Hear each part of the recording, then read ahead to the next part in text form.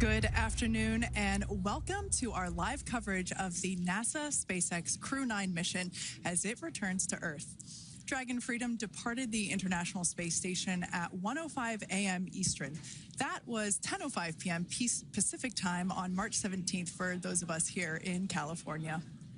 On board Crew 9 are NASA astronauts Nick Hague, Suni Williams, Butch Wilmore, and Roscosmos cosmonaut Alexander Gorbanov. And they are now on their way to the targeted splashdown site off the coast of Tallahassee, Florida. My name is Kate Tice, Senior Quality Systems Engineering Manager here at SpaceX. And joining me today from NASA Communications is Sandra Jones. Thanks, Kate. It's always such a pleasure to be here. Upon departing the International Space Station, Dragon underwent a sequence of departure burns. The crew then had a rest period and has since kicked off preparations for re-entry, including made a short flight on board Dragon to the International Space Station in September. Both veterans of long-duration station missions, both Williams and Wilmore, conducted spacewalks during their 9 months in space.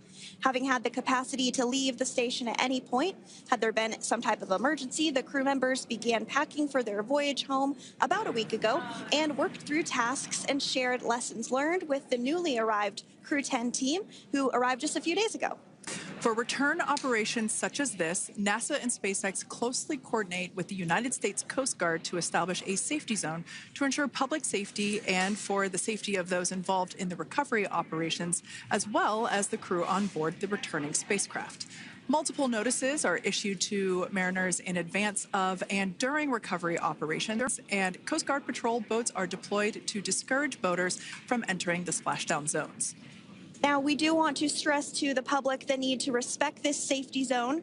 Recovering a spacecraft from the water is a hazardous task, and any other boats interfering increases risk to the astronauts in Dragon, the teams working to recover them from the water, and the safety of those that come too close. So for the safety of the crew and your safety, we recommend you sit back and watch as we'll be bringing you the best possible views of our astronauts' homecoming. And they will be the best views that you can get. So let's take a minute to meet our returning crew.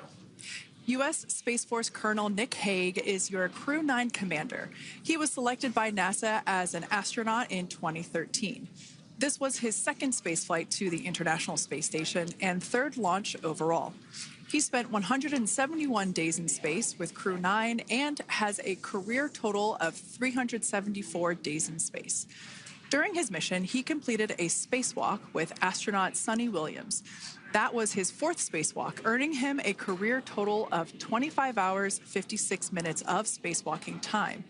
Before Crew 9, Hague previously served as a crew member of Expedition 59 and 60 back in 2019. He flew with Alexei Ovchinin and NASA's Christina Koch. So this is his second time sharing the space station with Ovchinin. The Kansas native is a test pilot of a distinguished graduate of the United States Air Force Academy. Nick spent 5 months in Iraq in support of Operation Iraqi Freedom. He voluntarily transferred from the United States Air Force to U.S. Space Force in 2021 and is an active colonel. His wife, Katie, is a retired U.S. Air Force colonel, and they have 2 sons. NASA astronaut Suni Williams is a mission specialist for Crew 9. This was her third visit to the space station. She originally launched aboard Boeing Starliner spacecraft and arrived at the space station on June 6th. And it looks like we are beginning to get some views inside the spacecraft, overlooking the shoulders of the crew on board Dragon. We'll continue to bring you those views throughout the day and views throughout Splashdown this afternoon rather. But to jump back into a little bit more about Suni, she became an Expedition 71-72 crew member, and she logged 286 days in space on this mission. But she actually has a total of 608 days in space, the second most time in space by a U.S. astronaut. Former NASA astronaut Peggy Whitson ranks first for the U.S. with 675 days in space. She conducted 2 spacewalks and has completed 9 over the course of her career for a total of 62 hours and 6 minutes of spacewalking time. She ranks 4th on the list of cumulative time spacewalking by a female astronaut, and she has flown on 4 different spacecraft types, including the Space Shuttle, Soyuz, Starliner, and now Dragon. Previously, she served on Expedition 14 and 15 in 2006 and 2007, and again with Expedition 32 and 33 in 2012. She's a retired U.S. Navy captain and is a proud graduate of the U.S. Naval Academy. NASA astronaut Butch Wilmore is also serving as a mission specialist today. This is his third spaceflight and, just like Suni, logged 286 days in space. He conducted one spacewalk and completed 5 over the course of his career, earning him a total spacewalking time of 21 hours, 2 minutes. He's flown on 4 different spacecraft types throughout his career: the Space Shuttle, Soyuz, Starliner, and now Dragon. Previously, the Mount Juliet, Tennessee native served on STS-129 in 2009 and Expedition 41 and 42 from 2014 to 2015. Wilmore is also a retired captain in the U.S. Navy. And Alexander Gorbanov is a third mission specialist serving on today's mission. Crew 9 was his very first spaceflight to the space station, earning him a total of 171 days in space over the course of his career. Gorbanov, along with Nick Hague, saw the arrival of 4 visiting vehicles and saw the departure of 4 as well. The duo orbited the Earth more than 2,700 times during their mission. Before his cosmonaut selection in 2018, Gorbanov worked as an engineer for a rocket space corporation and helped support cargo spacecraft launches from the Baikonur Cosmodrome in Kazakhstan. To prepare for upcoming events, Dragon is currently doing a couple of things autonomously. First, it's isolating the thermal control system fluid loops from the radiator.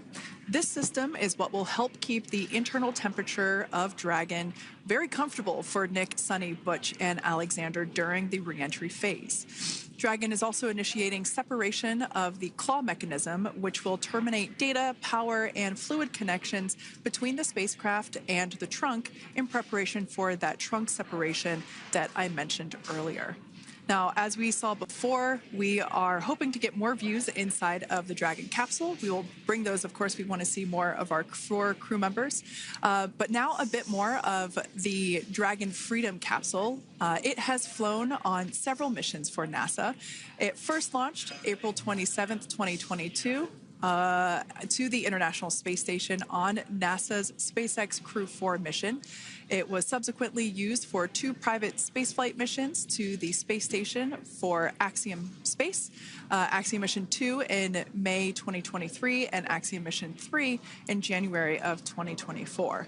And of course, Crew 9 launched last year, is September 28th. So yeah, a little bit about the Dragon Freedom capsule. Here, a view that we have once again between the shoulders of Commander Nick Hague, who is on the left-hand side of your screen there, and Mission Specialist Alexander Gorbanov there on the right. That's right, Kate. And the next major milestone that we're looking ahead towards this afternoon is claw separation. We're targeting that claw separation at 2:05 p.m. Pacific time this afternoon, so less than 10 minutes from now. Continuing to get some views inside Dragon Freedom. To the far left there is NASA astronaut Butch Wilmore, and as you can see, the crew is suited up in their space suits. They are suited up in what we call dynamic phases of flight. So when they launch, when they dock, when they undock, when they return back for splashdown. We might hear some call-outs on the loops about putting their visors down. That will happen just prior to deorbit burn. And you'll hear us pause when some of those communications happen. That's because we want to make sure that we are relaying the best information to you all, and so that you hear it as well. So if you do hear us pause, that is what we're doing. You also see they have their on there, and I know the gloves are pretty unique on the Dragon spacesuits, right? They're custom created? Yes, the spacesuit overall is custom fit for each astronaut. These gloves enable usage of the touchscreen panels that they have in front of them. We can't see it from this view, but that view we saw earlier between Alexander Gorbanov and Nick Hague, that is a touchscreen. It allows the crew to monitor everything that Dragon is doing, along with those tablets that they have there on their legs. So yeah, the spacesuit itself is intended to act as a mini spaceship, if you will, as once the visors are closed, it is able to maintain a pressure in the unlikely event of a depressurization event for Dragon. So there we can see those screens I was talking about. So there in the center, we've got the location tracker, as well as on the left-hand side, it's mapping out the operations that Dragon is executing. The crew has to remain well informed of all these things that Dragon is doing autonomously. That basically means that Dragon is flying itself. The crew has the ability to gain control of the capsule if necessary, but the capsule is essentially going to bring itself home. But of course, in order to be familiar with Freedom, SpaceX, deorbit sequence start in 5 minutes.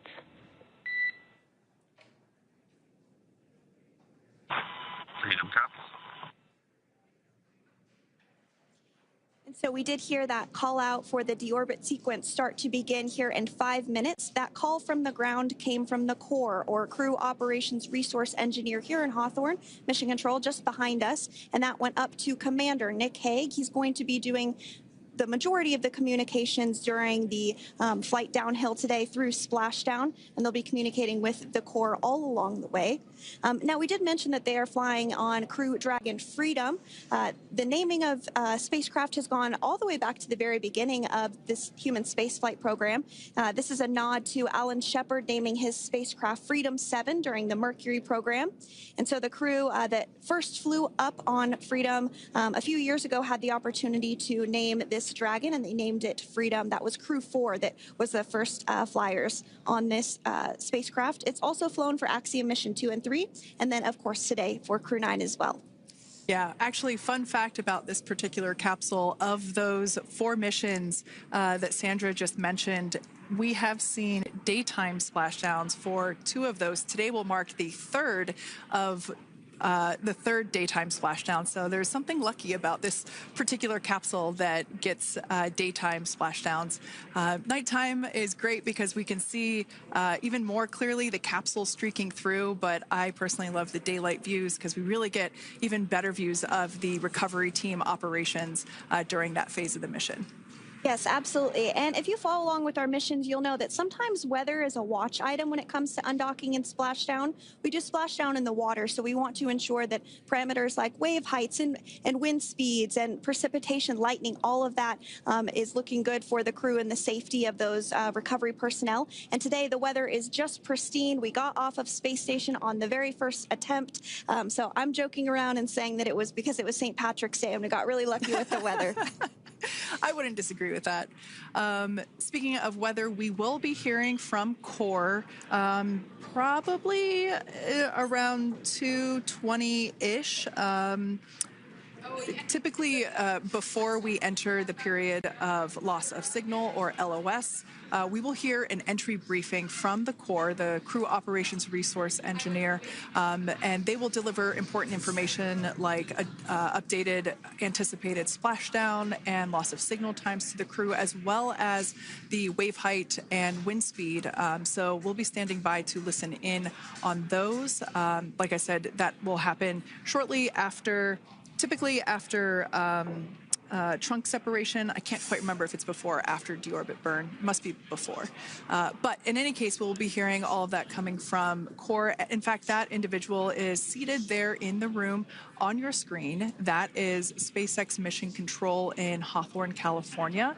That room is located just over our shoulders, and that is where Dragon operators are standing by on console, monitoring the progress of Dragon as it continues its way home. It's been, at the point of splashdown, it'll be about 17 hours since Dragon undocked from the International Space Station. The team there in Mission Control, there are multiple teams, in fact, and they cycle through shifts to ensure that everybody gets the required rest and sleep periods, just like the astronauts on board. That Crew Operations and Resource Engineer is seated there in the room, and that, like Sandra said, is the primary voice that we will be hearing communicate from the SpaceX team to the crew on board. That's right. And so it looks like we're about 3 minutes or so from the claw separation portion of today's flight. The claw is a portion on the spacecraft that holds the trunk to Dragon. Following claw separation, we're going to jettison or remove that trunk because it's no longer needed. The trunk has solar arrays on it that provides power to the Dragon spacecraft. But now that we're beginning the reentry process, we need to go ahead and jettison that trunk and able to expose the heat shield, which is really going to do the heavy lifting as Crew 9 re-enters the Earth's atmosphere. They come in at 17,500 miles per hour, so they really need to ensure that that heat shield absorbs that heat, and there's Deorbit sequence start.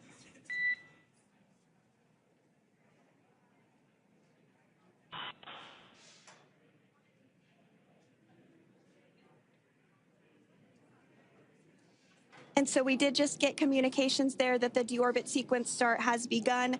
So here in just a couple minutes from now, we expect to hear information or a call back about the claw separation having begun. And again, that kicks off that trunk separation portion that I was discussing to remove that, expose the heat shield, and then eventually we'll have the deorbit burn. And we'll continue to walk you through all of these milestones as we approach them ahead of our splashdown at 2:57 p.m. Pacific time this afternoon off the coast of Tallahassee, Florida. Yeah, we're very excited to bring the Crew 9 crew home. Sandra, we were talking about the trunk separation. That trunk is on a trajectory that will re-enter in the atmosphere and break up upon that re-entry. The heat shield itself is one of my favorite parts of the Dragon capsule. It is the workhorse of the re-entry phase. It will work to protect the Dragon capsule and the crew members on board during the re-entry phase as the temperatures outside of the capsule build up to, I believe, about 3,000 degrees Fahrenheit in excess of. And meanwhile, the interior of Dragon stays a very comfortable temperature. That heat shield does a lot of the work, and we'll see that plasma build up on the exterior of the capsule. As a result of the plasma that builds up, we will lose communications with the crew. This is known as loss of signal, or LOS.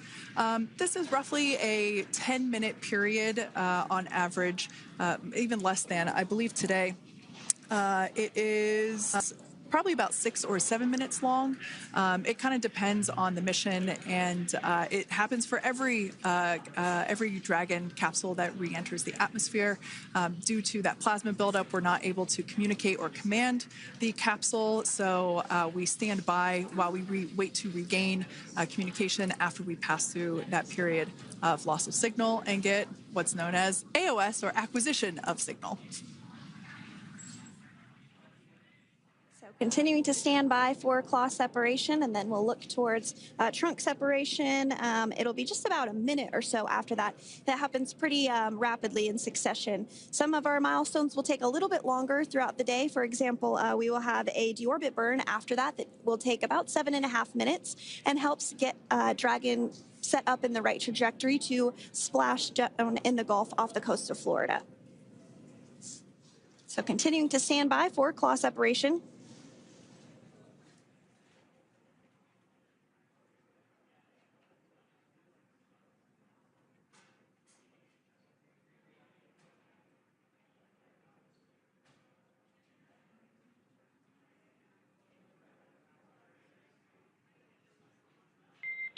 Nominal trunk jettison. All right. Great news there. That trunk has been jettisoned from the Dragon capsule. So the claw was separated. That's the mechanism that connects the telemetry and power between the Dragon capsule and the trunk. In order to expose the heat shield underneath Dragon, we had to jettison that trunk, and so we just got confirmation that that has happened. So that is great news. Basically means that telemetry is looking good. and that the nitrox system is primed for cabin and suit cooling, and the heat shield, like I said, is now exposed and ready for atmospheric reentry. The trunk served its purpose by gathering energy from the sun through its solar cells and converting that to battery power. Since we separated the trunk, we can't generate any more new power, but we really don't need to since we're coming home and Dragon has enough battery power already stored. Now, up next, the final steps that Dragon will perform prior to reentry: the slew, or the maneuver to deorbit burn attitude, and then the deorbit burn itself. This deorbit burn is the last time that the forward Dracos, which are the 4 thrusters located on top of the spacecraft under the nose cone, it's the last time that they will ignite. The deorbit burn will place Dragon on a precise trajectory to return to the splashdown zone off the coast of Florida, off the coast of Tallahassee, Florida, and that will last about 7.5 minutes once it starts. And so deorbit burn is targeted for 2:11 p.m. Central Time, so about 2 minutes from now. As we mentioned, it's going to last about 7.5 minutes, again, helping to get Dragon into the precise trajectory to ensure that splashdown occurs in the area that was calculated and where the recovery team is already in place, ready to support splashdown operations today. The recovery vessel Megan is the ship that is going to be utilized today, and we also have what is called fast boats that go out first to check the spacecraft and make sure everything is looking good before the recovery vessel Megan approaches. So that whole recovery process takes about an hour, I would say, from the time the crew splashes down to the time they're on the boat and the crew gets out of the capsule. And we'll continue to bring you live coverage through every step of the way today as Crew 9 returns home. Indeed. Now, let's take a little bit of a closer look at Dragon. One of the great things about being close to the space station is that we can use space station cameras to look at Dragon. But now that Dragon is on its way home, we don't have those external cameras. So here's an animation of what the capsule looks like. We've got the pressurized section, the capsule on the top, and the trunk, or the unpressurized section, on the bottom. That's where those solar panels that we manufacture in-house are located, soaking up the energy from the sun and turning it into power for the capsule. At the very top of the capsule is the nose cone. That is where the Dracos, the forward Dracos, are located. That nose cone is currently open, not closed like we saw in that animation.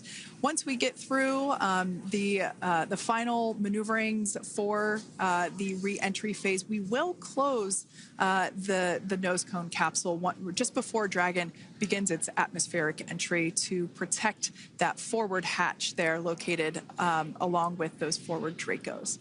So go ahead. Oh, that's right. I was going to mention that the nose cone does open shortly after launch, and it remains open the entire time that Dragon is docked to the International Space Station. So as an example for this particular spacecraft, Freedom, since September when it docked to the International Space Station, remains open that entire time, and here shortly it will close for the very first time since September. So quick recap of what Dragon has done in recent history here. We basically began preparations for re-entry known as the Deorbit sequence. So Dragon released the trunk. As we said before, we separated the claw, we released the trunk. It next will slew to the deorbit burn attitude. Slew basically meaning maneuver, so it will position itself correctly to execute that deorbit burn. We want the heat shield side to be facing forward, or first, if you will. We want that to be the leading edge of the Dragon capsule, as that heat shield is meant to basically be an ablative material for the heat that it will incur. Once we complete that deorbit burn attitude slew, we will initiate the deorbit burn itself. That will last for several minutes, expecting that to be to start here any moment now, actually, and then it will go until about 2:18 p.m. Pacific time or 5:18 p.m. Eastern time. And I did hear confirmation that that deorbit burn is underway. As we mentioned, it's about a 7.5-minute burn. So within the last 10 minutes, Dragon has jettisoned its trunk and initiated the deorbit burn just seconds ago. As mentioned earlier, for those operations, NASA and SpaceX closely coordinate with the United States Coast Guard to establish a safety zone to ensure public safety and for the safety of those involved in the recovery operations, as well as the crew on board the returning spacecraft. Multiple notices are issued to the mariners in advance of and during recovery operations, and Coast Guard patrol boats are deployed to discourage boaters from entering the splashdown zones. So we do want to stress to the public the need to respect this safety zone. Recovering a spacecraft from the water is a hazardous operation, and any other boats interfering increases the risk to not only the astronauts in Dragon, but the teams working to recover them from the water and the safety of those that may come too close. So for the safety of the crew, which you see there on your screen, your safety, we recommend you sit back and watch as we'll continue to bring you the best possible views of our astronauts' homecoming. Yeah, as I mentioned earlier, this deorbit burn is the last time that we will utilize our 4 forward Draco thrusters. Forward basically meaning at the top of the Dragon capsule. Dragon Freedom has not yet entered the Earth's atmosphere. This deorbit burn is what will line the vehicle up and put it on its final trajectory to the landing site right off the coast of Tallahassee, Florida. So basically, it is the last burn that the Dragon spacecraft executes and is what really locks it in for that precise landing. As you can see on your screen right now, Nick, Suni, Butch, and Alexander are using their screens to keep tabs on the burn duration, the Draco firings, and trajectory details such as entry angle, spacecraft perigee, and how much distance remains until deorbit burn termination. As I mentioned earlier, Dragon is flying itself. So all the crew has to do is stay strapped into their seats and keep tabs on things. Although I must say, if I had one of those window seats, it would be pretty difficult to restrain myself. Now, with Nick, Suni, Butch, and Alexander ready to deorbit and splash down back on Earth, they will be heading to one of 8 targeted sites supported by SpaceX and NASA. All of these sites are located off the coast of Florida, either in the Gulf of America or the Atlantic Ocean. Spreading the supported sites across multiple locations helps maximize the return opportunities for this mission and future crews, lowering the chance that we'll have to wave off due to bad weather. For those of you following along, you'll know that today's splashdown marks our final Dragon recovery on the East Coast. After 6 great years of successful recovery operations off the East Coast, we'll be moving all Dragon recovery operations back to the West Coast. And as always, NASA and SpaceX jointly select our splashdown location. And for today, the prime recovery site is off the coast of Tallahassee, Florida. The selection process works with a lot of different variables, including the space station's orbital trajectory or path that it follows, what landing sites are available and have favorable weather, how much free flight capability Dragon has for the trip home, and the sleep schedules for the returning crew members, as well as, of course, the big one, the weather. We'll start with calculating daily return options based off of the space station's current orbit and Dragon's capabilities to maneuver and line up for re-entry. The time from undock to landing at the primary site can vary from less than 6 hours to more than 39. Getting home the quickest comes with some obvious benefits, but we always have to make sure the crew is properly rested for dynamic operations, preventing us from scheduling 20-plus hour days for them, of course. Trajectory and ballistic experts provide the daily opportunities that would line up Dragon with the 7 landing zones and split them into what we call ascending and descending opportunities. Dragon uses its Draco thrusters after leaving station to execute a series of altitude-lowering maneuvers and to line up with the selected primary site. It can also change to different alternative sites while in a free flight if sudden weather moves in that we may need to avoid. So as we mentioned, weather is something we're constantly looking at, making the final call to proceed about 2.5 hours before the crew undocks. So for the Crew 9 return, we looked at a number of weather items. Some of the obvious ones are no rain or a chance of lightning in the recovery zone, both for the safety of the crew inside Dragon and the recovery teams in the water. And we're also looking for wind speeds to be less than 15 feet per second or about 10 miles per hour, and relatively calm seas so that we can safely execute recovery operations, which includes landing a helicopter on the recovery ship to fly Nick, Suni, Butch, and Alexander back to Florida. Once Dragon began flying today, we had a number of additional checkpoints to either proceed towards the primary site, head to the alternate, or select a new zone based on real-time weather data. These checks happened all the way up until we were in the final hours before the deorbit burn, which has just about a minute or so left in it. And this is the last burn in the trip home that commits Dragon to re-entering the Earth's atmosphere. Now, we are currently waiting to conclude the deorbit burn. We've got less than a minute until that finishes. We will expect to hear a call out for nominal burn, which will confirm completion of that deorbit burn for Dragon Freedom. We can see images there from the touchscreen display panels that the crew utilizes in flight. We can see the visualization of exactly which one of the four forward Draco thrusters are firing. That's why you have kind of like a strobe effect there.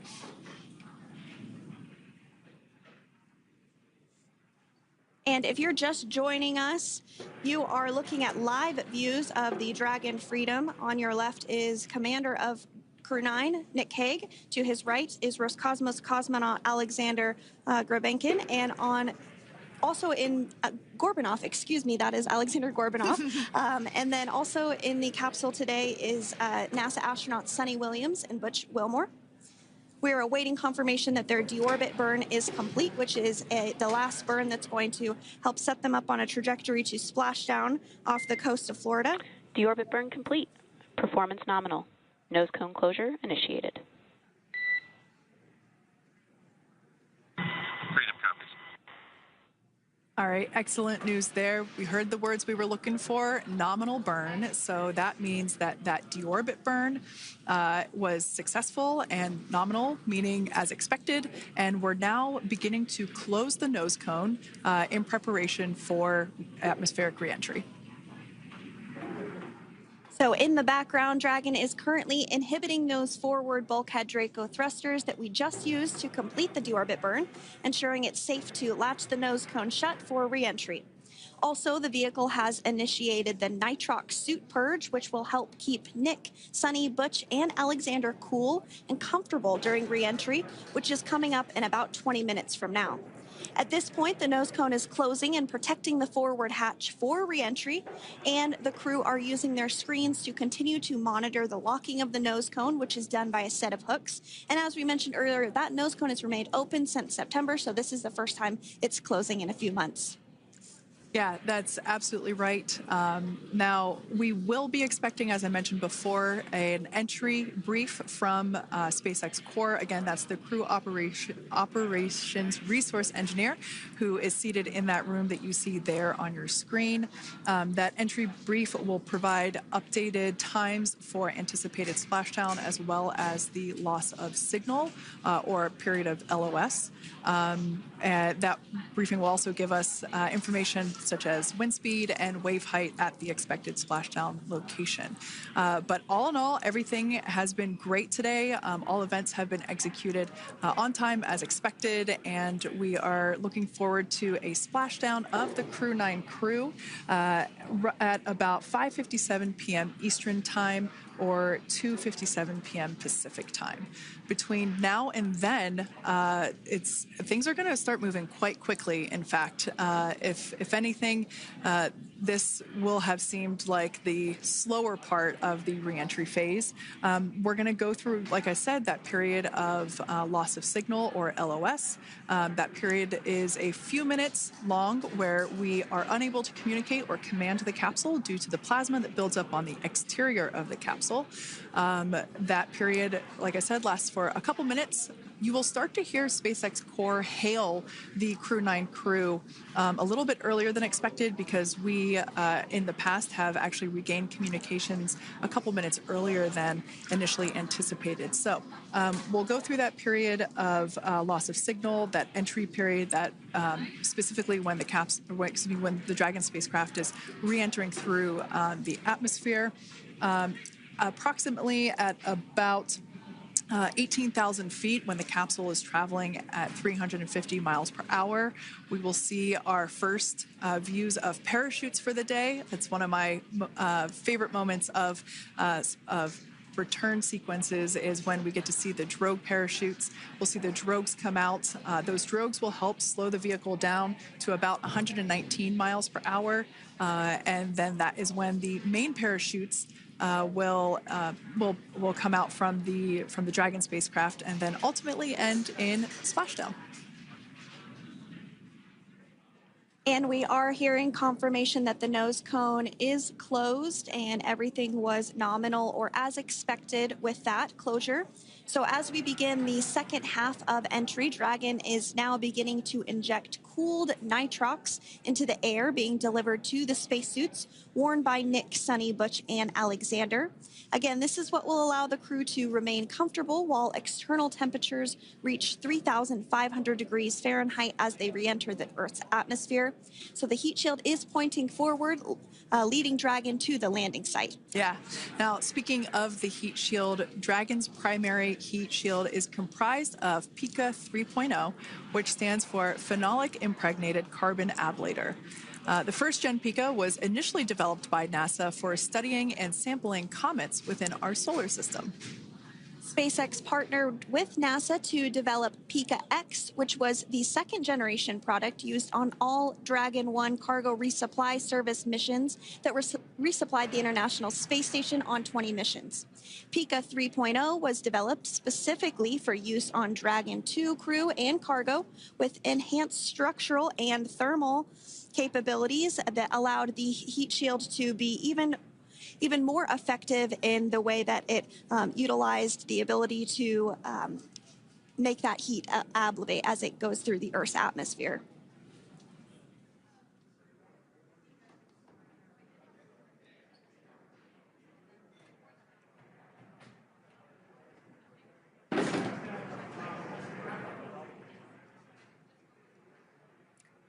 The remainder of Dragon is composed primarily of a SpaceX proprietary ablative material. It's another class of thermal protection which is lighter weight versus PICA and protects the underlying composite structure during reentry to ensure the structural capabilities are maintained.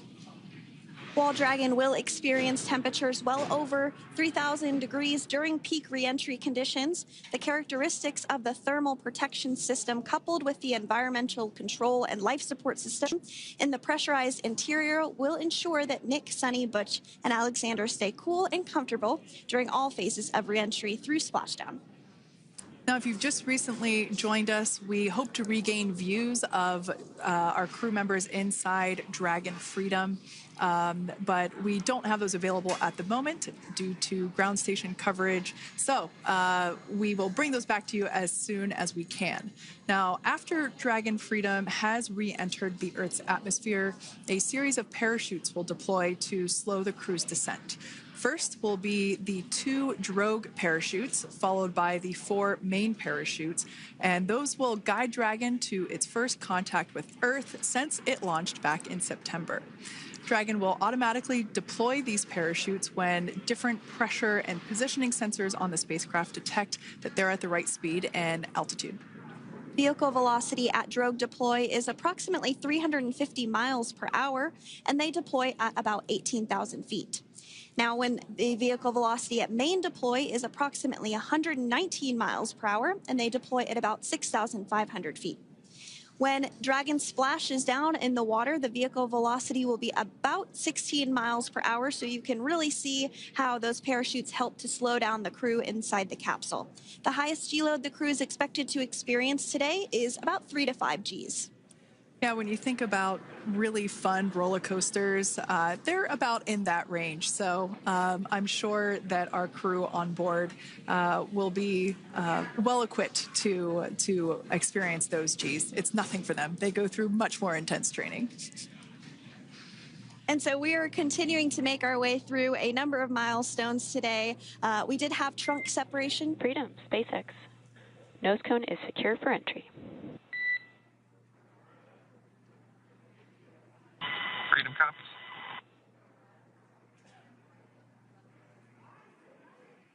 All right, great news there. That tells us that the final physical configuration change for Dragon is complete. We have closed that nose cone. This is the last physical change that Dragon undergoes prior to re-entering the Earth's atmosphere.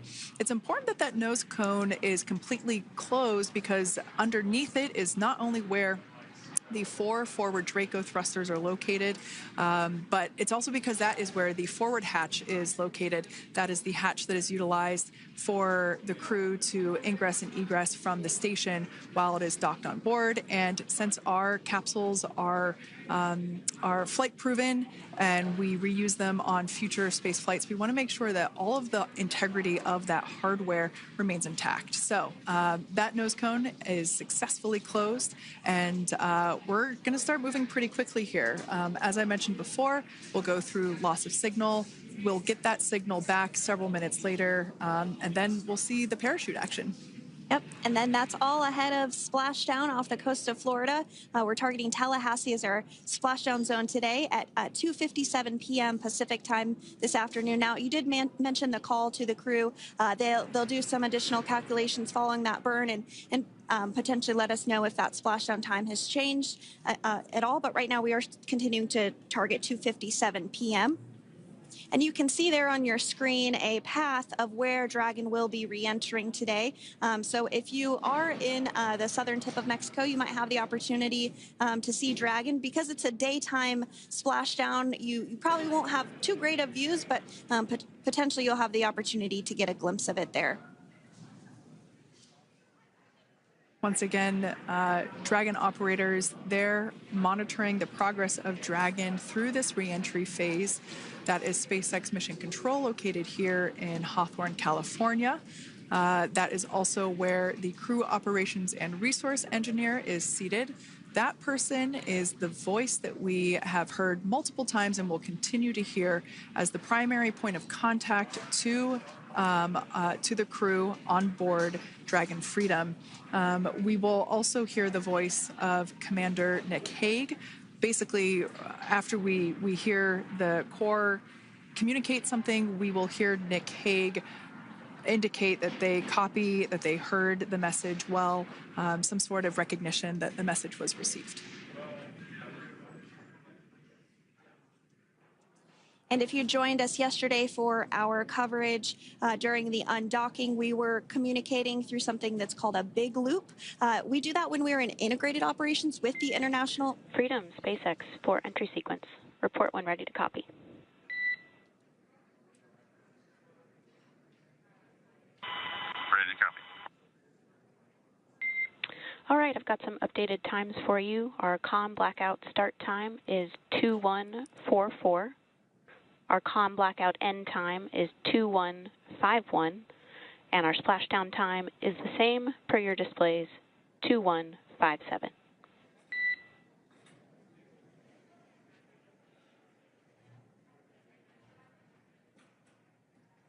Okay. Understand comm blackout start 2144, stop 2151, splashdown per display. That's a good readback. And with that, please report when tablets are secured behind the elastic bands, restraints are tight, and visors are down.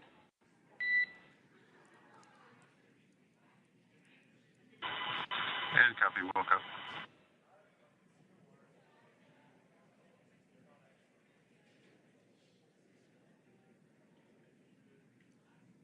And with that communication from the Corps or Crew Operations Resource Engineer here in Hawthorne to Commander Nick Hague of Crew Dragon Freedom, we did hear that the loss of signal period is still at 2:44 p.m. Pacific, but we had a 1-minute adjustment to the acquisition of signal. That's going to now be at 2:51 p.m. Pacific time. However, our splashdown time remains the same at 2:57 p.m. Pacific time this afternoon off the coast of Tallahassee, Florida.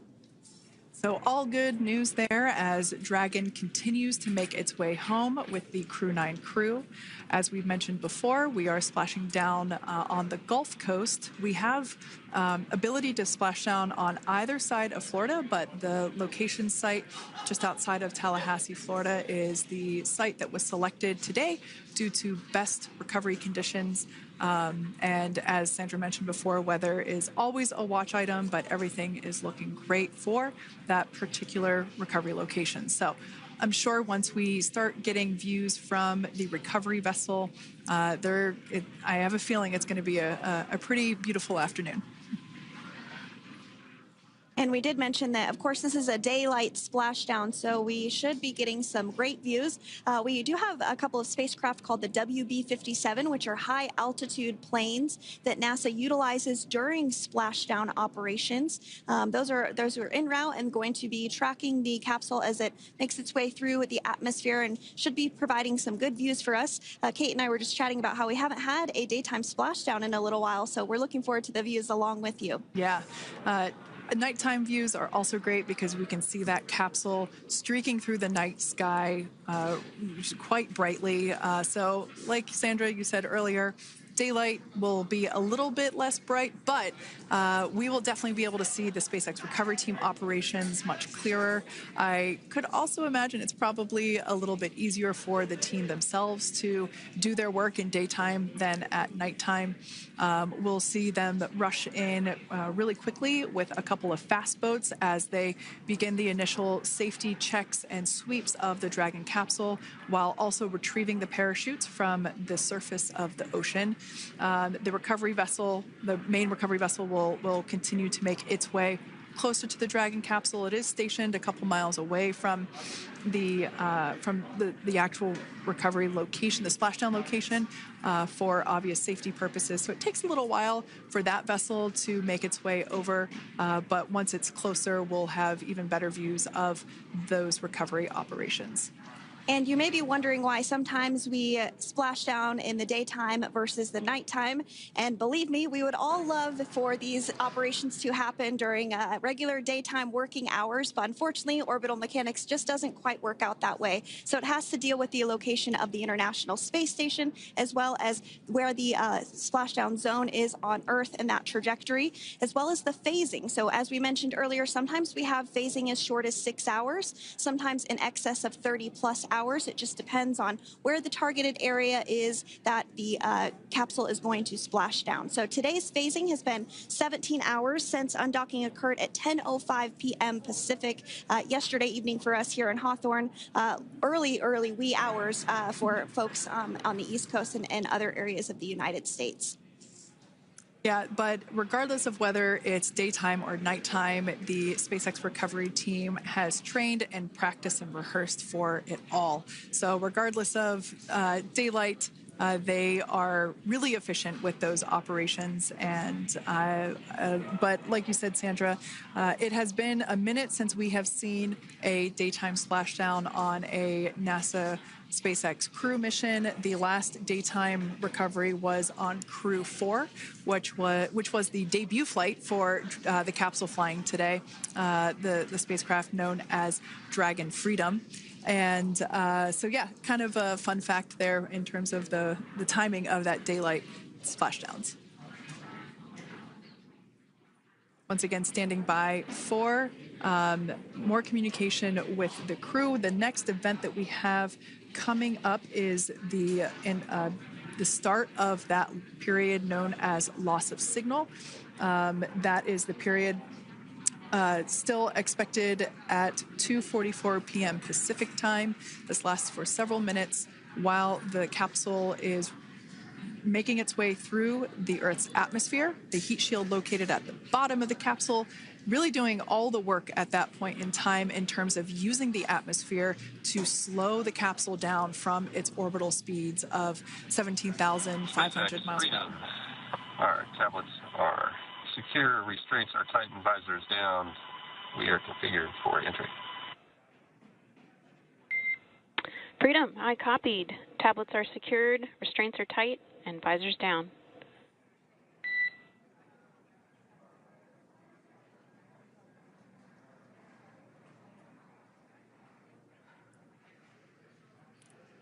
All right, great news there in terms of continuing to make progress. That back and forth communication we heard was just letting Core know that per their instructions, Crew 9 has now put away everything that was necessary in order to begin the re-entry, including those tablets that were located on their legs. Those are now stowed away. They've tightened that safety harness that we see there, and the visors are now down. So with all that being said, let's take a minute to meet our returning crew. U.S. Space Force Colonel Nick Hague is your Crew 9 commander. He was selected by NASA as an astronaut in 2013. This was his second spaceflight to the International Space Station and third launch overall. He spent 171 days in space with Crew 9 and has a career total of 374 days in space. During his mission, he completed a spacewalk with astronaut Suni Williams. That was his fourth spacewalk, earning him a career total of 25 hours, 56 minutes of spacewalking time. Before Crew 9, Hague previously served as a crew member of Expedition 59 and 60 back in 2019. He flew with Alexei Ovchinin and NASA's Christina Cook. So this is his second time sharing the space station with Ovchinin. The Kansas native is a test pilot and distinguished graduate of the United States Air Force Academy. Nick spent 5 months in Iraq in support of Operation Iraqi Freedom. He voluntarily transferred from the United States Air Force to U.S. Space Force in 2021 and is an active colonel.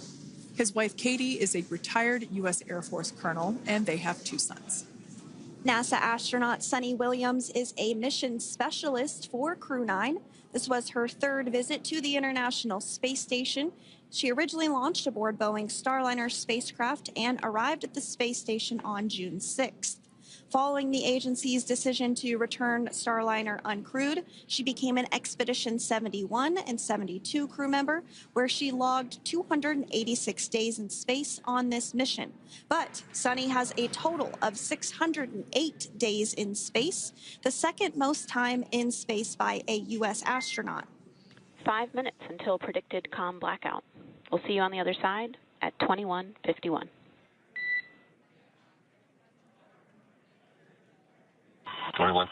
Talk to you soon. And with that call out from the Crew Operations Resource Engineer to Commander Nick Hague, letting them know that everything is looking good ahead of the loss of signal period. We will see the crew on the other side of the loss of signal period at 2:51 p.m. Pacific time this afternoon. Continuing on about Suni Williams, who has a total of 608 days in space, the second most time in space by a U.S. astronaut. Former NASA astronaut Peggy Whitson actually ranks first for the U.S. with 675 days in space. Suni conducted 2 spacewalks and has completed 9 over the course of her career for a total of 62 hours, 6 minutes of spacewalking time. She ranks 4th on the list of cumulative time spacewalking by a female astronaut, and she has flown on 4 different spacecraft types, including the Space Shuttle, Soyuz, Starliner, and now Dragon. Previously, she served on Expedition 14 and 15 in 2006 and 2007, and again with Expedition 32 and 33 in 2012. She's a retired U.S. Navy captain and is a proud graduate of the U.S. Naval Academy and was the first astronaut to run a marathon in space. Pretty awesome stuff. Now, NASA astronaut Butch Wilmore is also serving as a mission specialist today. This is his 3rd spaceflight and, just like Suni, logged 286 days in space. He conducted 1 spacewalk and completed 5 over the course of his career, earning him a total spacewalking time of 21 hours and 2 minutes. He's flown on 4 different spacecraft types throughout his career: the Space Shuttle, Soyuz, Starliner, and now Dragon. Previously, the Mount Juliet, Tennessee native served on STS-129 in 2009 and Expedition 41 and 42 from 2014 to 2015. Wilmore is also a retired captain in the U.S. Navy. Next up is Alexander Gorbanov, who is the 3rd mission specialist serving on today's mission. Crew 9 was his first space flight to the space station, earning him a total of 171 days in space over the course of his career. Gorbanov, along with Nick Hague, saw the arrival of 4 visiting vehicles and saw the departure of 4 as well. The duo orbited the Earth more than 2,700 times since September. Before his cosmonaut selection in 2018, Gorbanov worked as an engineer for a rocket space corporation and helped support cargo spacecraft launches from the Baikonur Cosmodrome in Kazakhstan.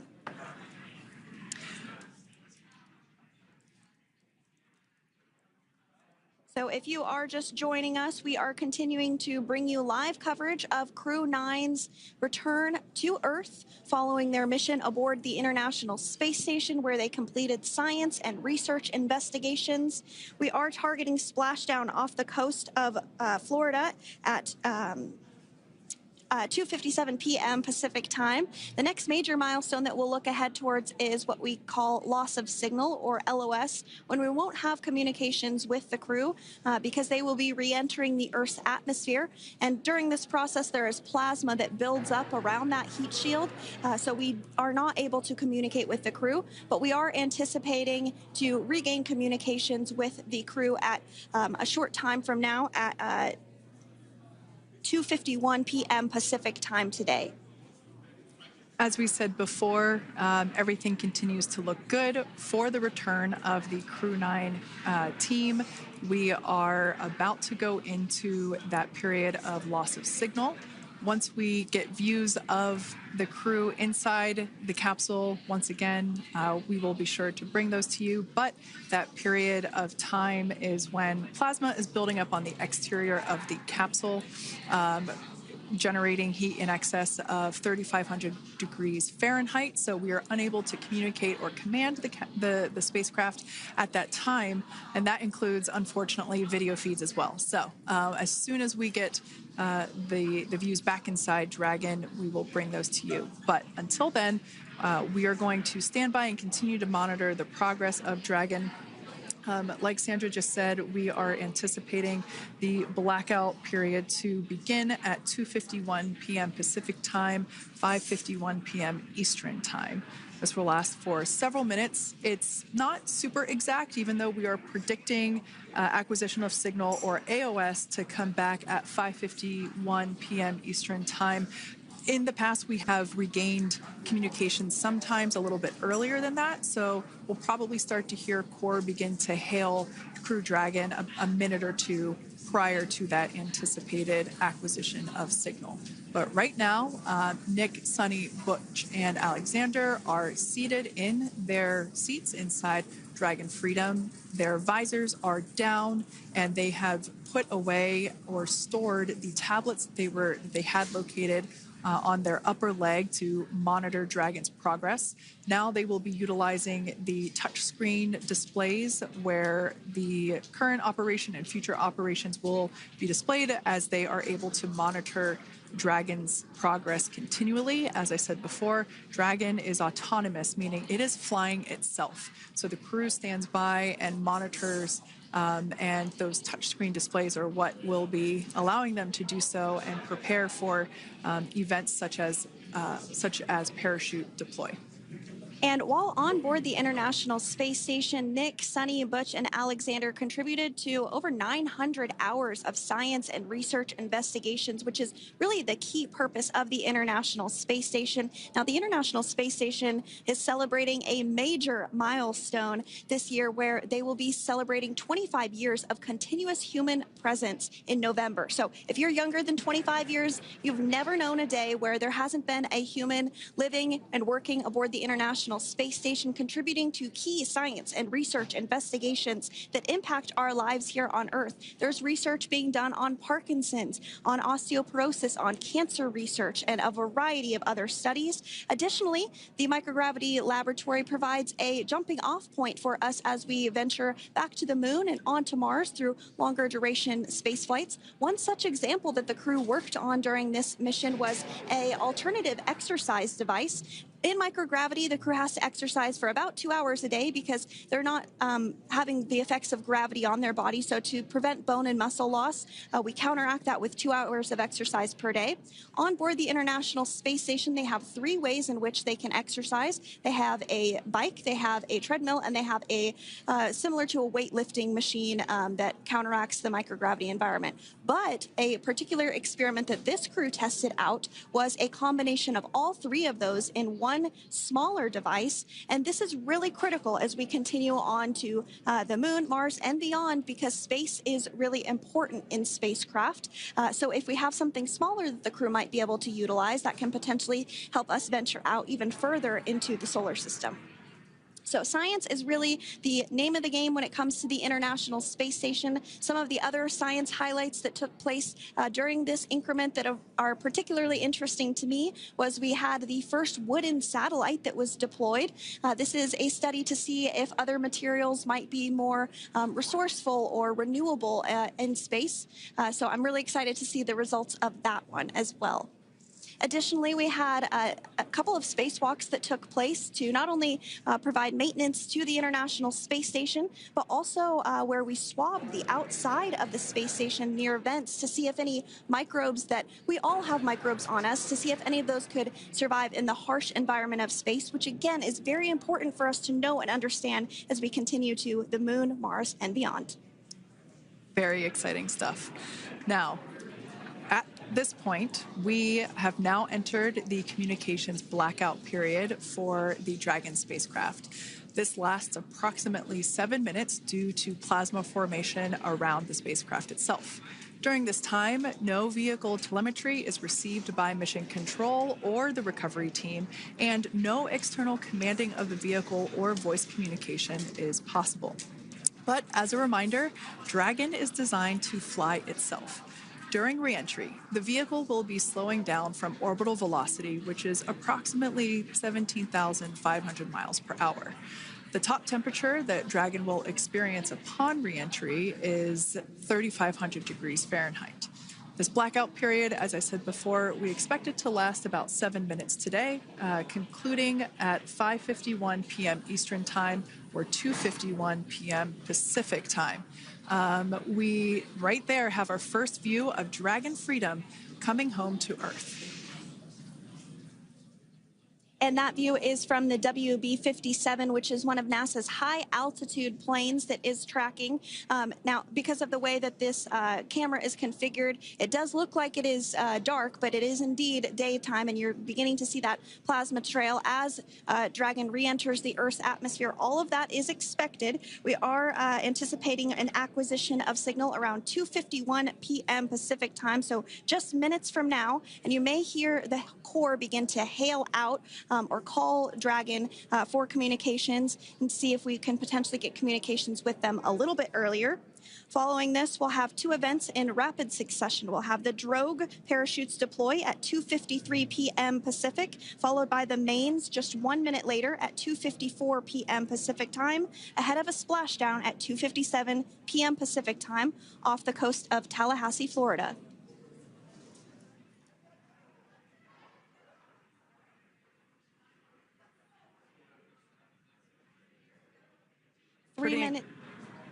Pretty incredible views of the Dragon spacecraft making its way home back to planet Earth with the Crew 9 astronauts on board. Once again, this view is coming from the WB-57 plane. That heat shield we can see doing magnificent work as it works to... Freedom, SpaceX, Comcheck.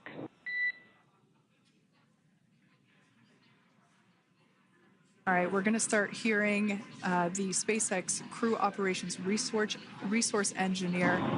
SpaceX Freedom is with you. 4.16. enjoying the ride.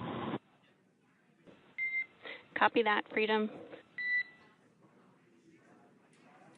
Great news there from Commander Nick Hague reporting back. We see a healthy flight computer. Expect automated chute deployment. Freedom copies. Like we said before, things moving very quickly as Dragon Freedom makes its way home. Next event coming up will be deployment of the drogue parachutes. This occurs around 18,000 feet. GPS has converged. Expect nominal altitude for drogue chute deployment.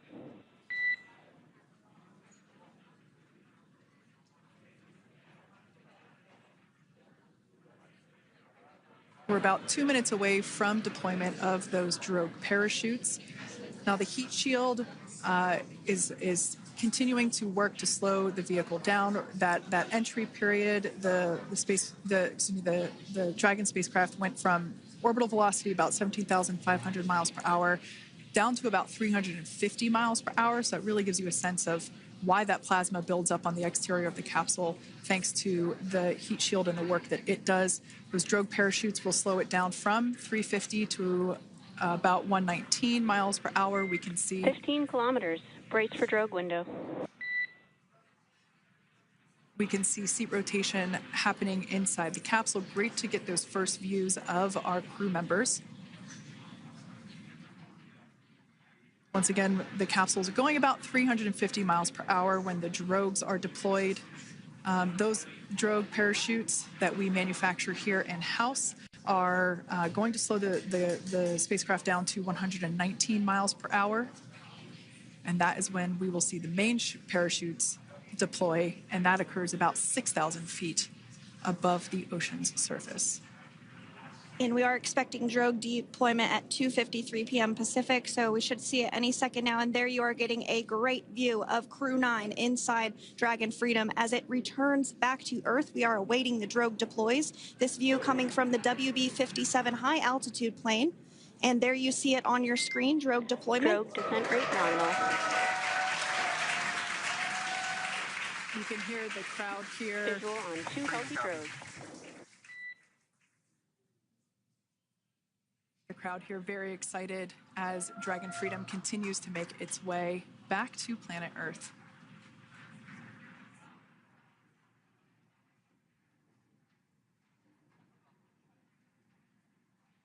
Next up, we'll stand by for the main deployment of the parachutes.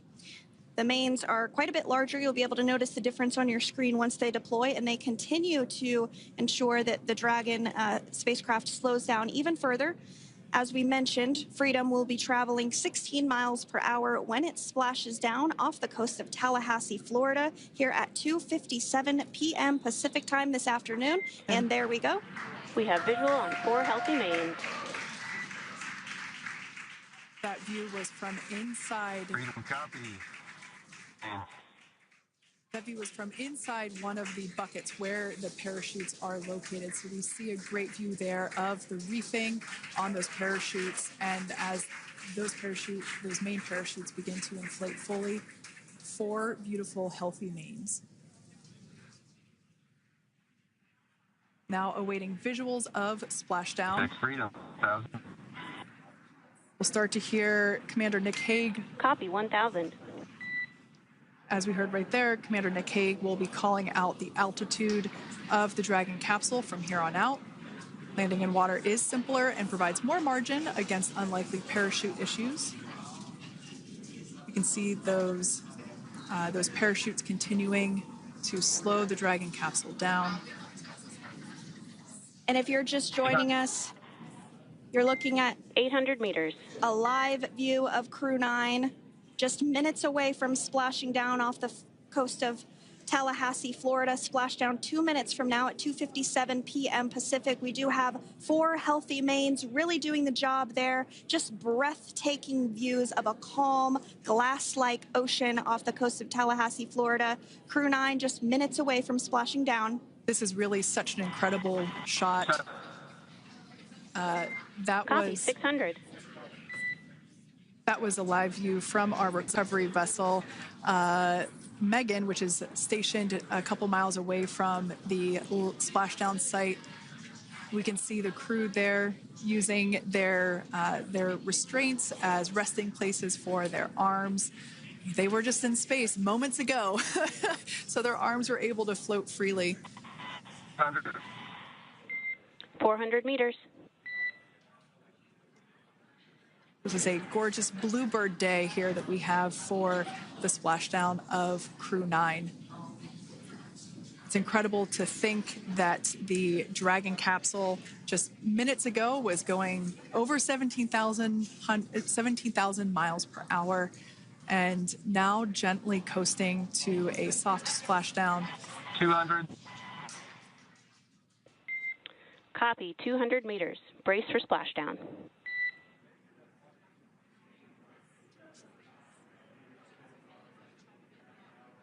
As you can see there on your screen, continuing to monitor progress of the Dragon spacecraft. And we're going to stand by for splashdown located in the Gulf of America off the coast of Tallahassee, Florida.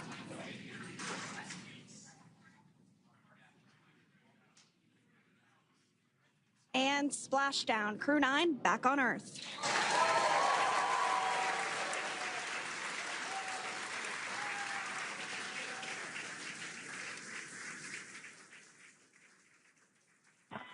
And SpaceX Freedom, splashdown. Good main release. Copy, splashdown. We see main chutes cut. Nick, Alex, Butch, Suni, on behalf of SpaceX, welcome home.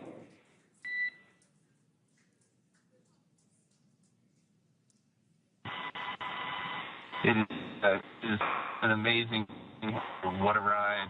I see a capsule full of grins ear to ear.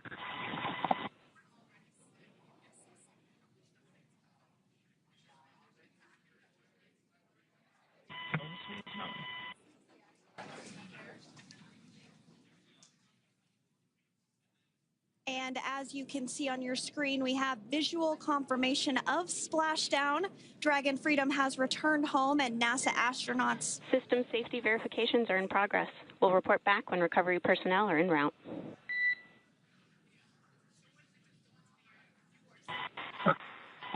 Understand. And we're in section 2, 4.800 landing response. And looking for your word on if it is necessary.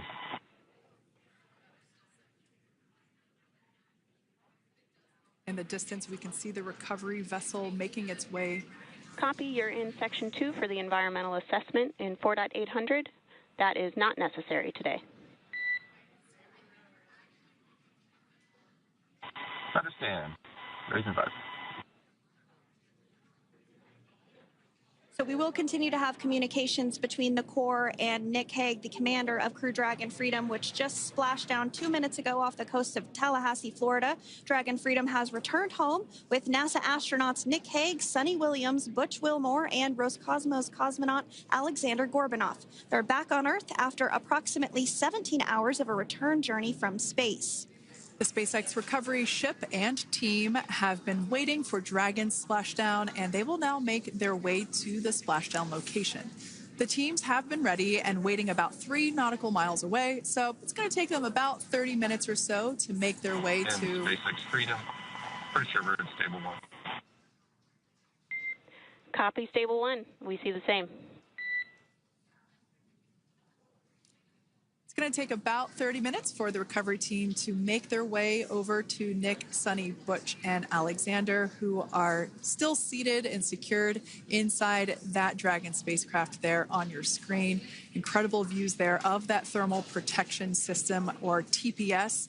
That Dragon capsule was pristine, white color before it departed the station, and we can see how the reentry phase, the thermal protection system did its job. Now, if you're wondering what that hole, that like bucket area is, that is underneath the side hatch. That is where the main parachutes were stored. So when we saw the Dragon capsule docked at station, it looked very different. The panel that protects and covers the main parachutes, that was still intact, as well as the panels that enclose where the drogue parachutes are located. We can see those fast Freedom, boats. SpaceX is go for recovery personnel to approach. Expect personnel alongside in the next few minutes. Freedom copies. We can see those fast boats. We weren't kidding when we said they were fast. While it does take about 30 minutes for the main recovery vessel to make its way over to the capsule, these fast boats will be doing a couple of things simultaneously. A couple of them are going to be working to retrieve the parachutes that you see in the background there of this drone shot. Those parachutes will be retrieved from the ocean surface. We want to make sure we are able to pull those out. The recovery vessel there closest to the spacecraft is going to be performing some safety checks. We can see there they're using an instrument that is basically working to detect if there are any hypergolic vapors or fumes that are still residing in and or around the Draco thruster nozzles or outlets. The hypergolic fuel, which is necessary for on-orbit burns to maneuver the spacecraft. Unfortunately, those hypergolics are unable to be breathed. They are toxic, and so this team here is doing those initial safety checks to make sure that it is safe for the rest of the recovery team to approach the spacecraft. They're also checking to make sure that any residuals from the pyros are safe and are not going to cause any issues. We can see the team working their way around the spacecraft to do these basically these sniff tests on all of those Draco thrusters. And as we continue to await the recovery of our Dragon spacecraft with NASA astronauts Nick Hague, Suni Williams, Butch Wilmore, and Roscosmos cosmonaut Alexander Gorbanov inside, Dragon has autonomously completed several steps to safe itself following splashdown. We are continuing to see Dragon in what is known as stable 1 configuration. That's kind of the ideal configuration following splashdown. It's upright, and the Dragon capsule is in the right configuration for it to be hoisted into the recovery vessel Megan, which you do see a little ways off in your screen approaching. Dragon will continue to remain live on air with you through that recovery process, all the way through the point where the crew is extracted from the Dragon spacecraft. Now, if you are just joining us, the mission has gone smoothly so far. Dragon successfully splashed down off the coast of Tallahassee, Florida at 2:57 p.m. Pacific, 5:57 p.m. Eastern Time this afternoon. Approximately 17 hours prior to splashdown, Dragon autonomously undocked from the International Space Station, completed a series of departure burns, jettisoned its trunk section, and performed its final burn, the deorbit burn. This placed the Dragon spacecraft on a trajectory toward Tallahassee, Florida. Dragon successfully re-entered the Earth's atmosphere, followed by deployment of its parachutes to slow the spacecraft down to a gentle splashdown. We're now going to follow the Freedom, hypergol sweeps and unfired ordnance checks are nominal. Rigging is in progress. Approximately 25 minutes until capsule lift. Stand by for PMC with SpaceX flight surgeon.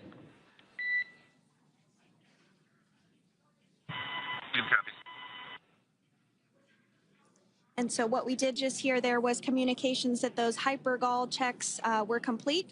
They didn't find any of that upon those checks, so we'll continue to move through the timeline. Next up is a process called rigging, which you see happening right now on your screen. This is when a SpaceX recovery personnel actually works to climb aboard the capsule and work through procedures ahead of lifting onto the nest of the recovery vessel Megan. We heard it's going to be about 25 minutes or so until that lift actually takes place.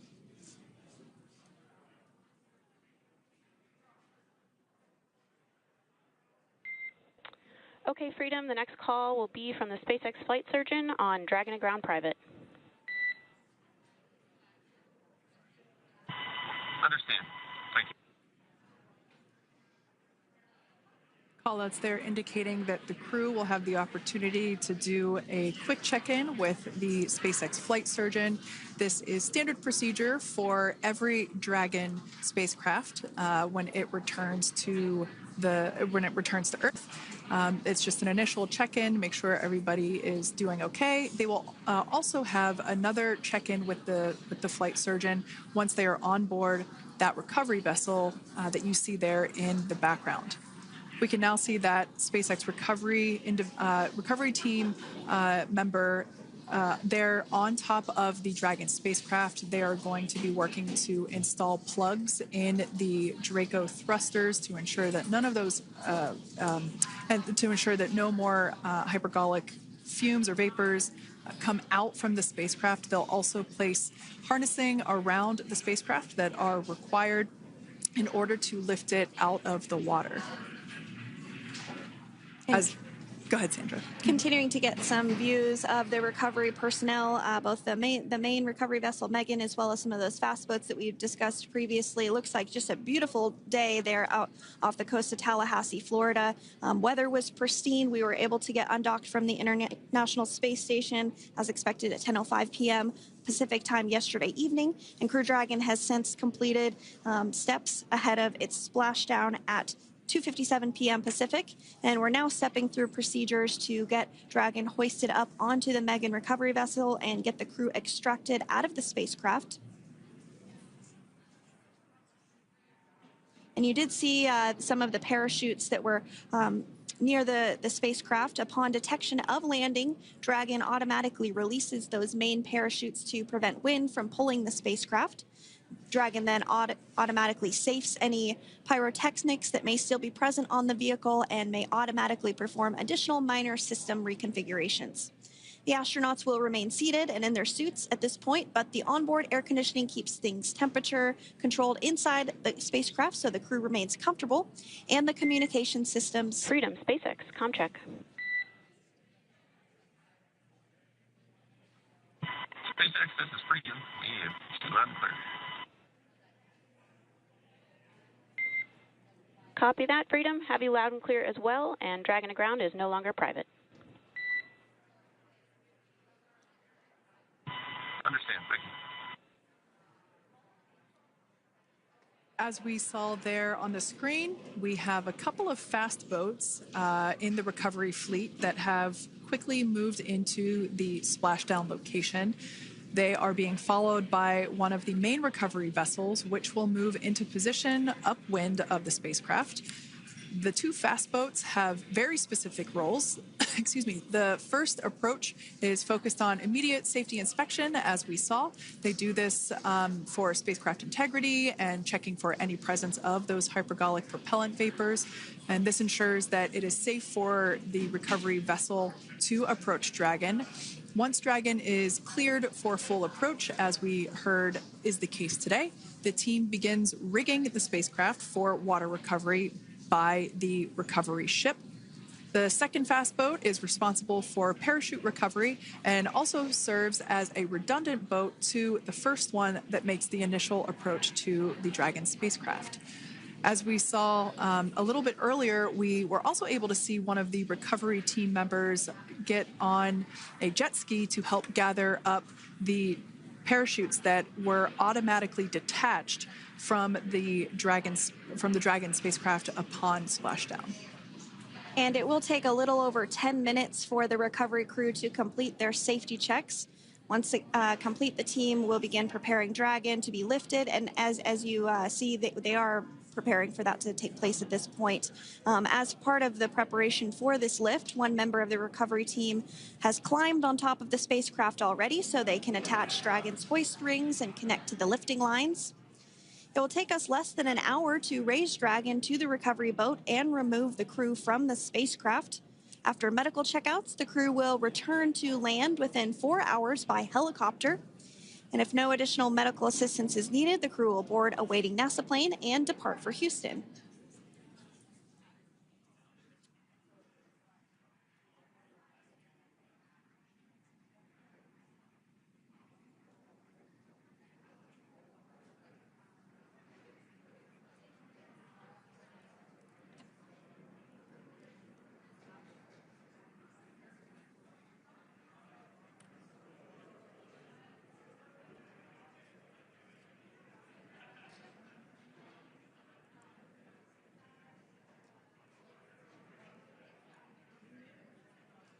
And as we continue to await Dragon to be hoisted up onto the ship, we have a very special treat. NASA Public Affairs Officer Jaden Jennings, who is actually on the recovery vessel and had a bird's eye view of the splashdown today. Jaden, how are you? How was the view from the recovery vessel? Hi, Sandra. How do you hear me? I've got you loud and clear, Jaden. It's so great to hear you. Awesome. So Splashdown, Sandra, was nothing short of be advised, spectacular. we are transitioning the forward link. Comm will be unavailable for approximately 5 minutes. Freedom compass.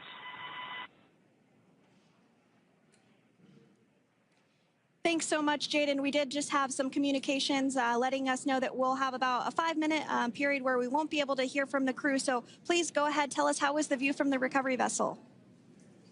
Absolutely. Yeah, I was mentioning earlier, Splashdown was nothing short of spectacular. And we were stationed about 1.5 nautical miles away from the splashdown zone and had great visuals here on the recovery vessel Megan. We actually saw a little of the smoke trail as the spacecraft was coming in, and then moments later we spotted those drogue chutes, and this was quickly followed by 4 healthy white and orange main parachutes. We then tracked Dragon all the way down as it slowly propelled into the ocean. And I think I speak for all of us on the ship when I say a new core memory was made today, and we are looking forward to having Crew 9 on board with us a little later. Jaden, that is amazing. Now, obviously, we are watching it here on camera, and the landing conditions look pretty good, but how was it from your perspective? What is the sea state out there? Absolutely. Absolutely. So we've had optimal conditions for splashdown, and today it is sunny and 63 degrees outside right now with clear skies, light winds, and calm seas.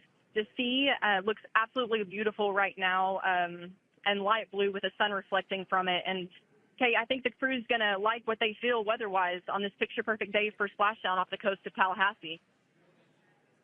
Thanks so much, Jaden. It certainly looks like a beautiful day. Can you tell us a little bit about the journey of the recovery forces to get to this point? Sure. So one unique aspect of this recovery was the onboard training on station conducted for Butch and Suni to ensure they were ready to return on a Dragon spacecraft. That training covered all aspects of their return, including nominal and contingency departures, deorbit burns, splashdown, and post-landing ops, which is what this team is preparing for now. As for the recovery teams themselves, we started the day taking a series of helicopters out to the vessel. And as standard, the recovery director and crew support teams were on that first helicopter out and took the time to get everything prepared on the ship. About 2 hours before splashdown, they deployed those fast boats and jet skis into the water. I was actually on the second helicopter out, and we were on the vessel about an hour and a half before splashdown and landed on top of the helicopter pad on the Megan. And the teams have been working diligently across their respective disciplines this week, executing what can only be described, in my point of view, as a logistical masterpiece, just ensuring every detail has been in place for Crew 9's return.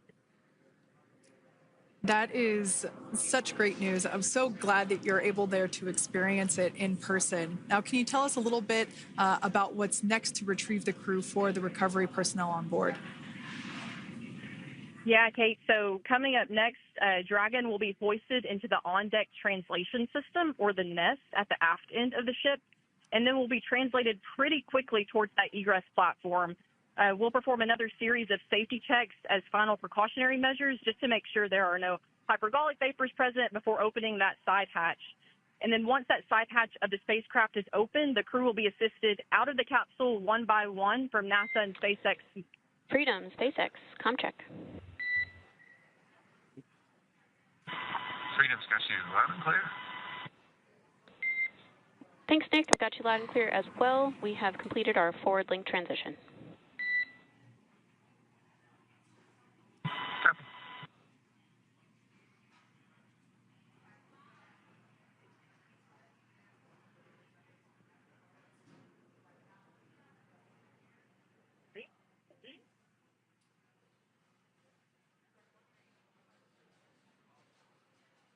And Jaden, if you did just want to go ahead and let us know what is next to retrieve the crew. We are continuing to get some great views on our screen, but I know you have an even better view yourself. Oh, yeah, Sandra, this view is absolutely unbeatable. So just to kind of finish off what I was saying is once that side hatch of the spacecraft is open, that crew will be assisted out of the capsule one by one from NASA and SpaceX medical personnel, where they will then head to the med bay. And after those medical checks, they will get on that first helicopter out and arrive at the airport, where they will then board a NASA plane and then head back to Houston, Texas at the Johnson Space Center to begin their post-flight period. And we're eager to see the Crew 9 astronauts back on Earth, and we'll keep you updated on every moment of this process. And with that, I'll toss it back over to you guys at Hawthorne.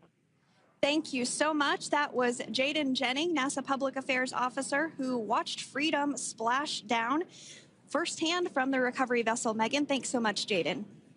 So we are continuing to get these great views on our screen here of Freedom. As we mentioned, it splashed down at 2:57 p.m. Pacific time off the coast of Tallahassee, Florida. The recovery personnel are continuing to step through procedures to hoist Dragon onto the recovery vessel Megan there, which is now coming into view. You can see just how close Megan is at this point. And that's that helicopter pad that Jaden was just discussing, where the crew will fly off of onto the coast of Florida, and then eventually they'll fly back to Houston. Just underneath that helicopter pad is that translation deck where we will see the nest once it is loaded up with the Dragon spacecraft on board. The nest will be translated to the forward end of the recovery vessel, and that is where our Crew 9 team members will egress from the Dragon spacecraft. Now, here on your screen, we can see dolphins, actually, who want to come and play with Dragon.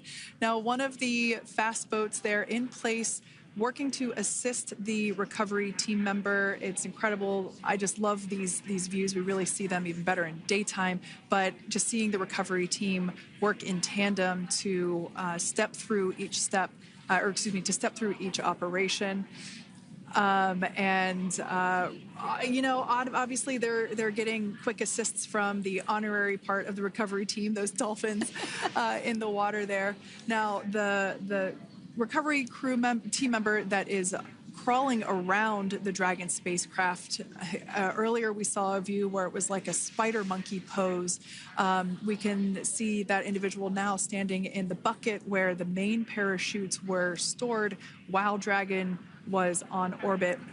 Obviously, those main parachutes were utilized for splashdown today. They were deployed and cut from the Dragon capsule, and one of the other fast boats of the recovery team working to pull those out of the water.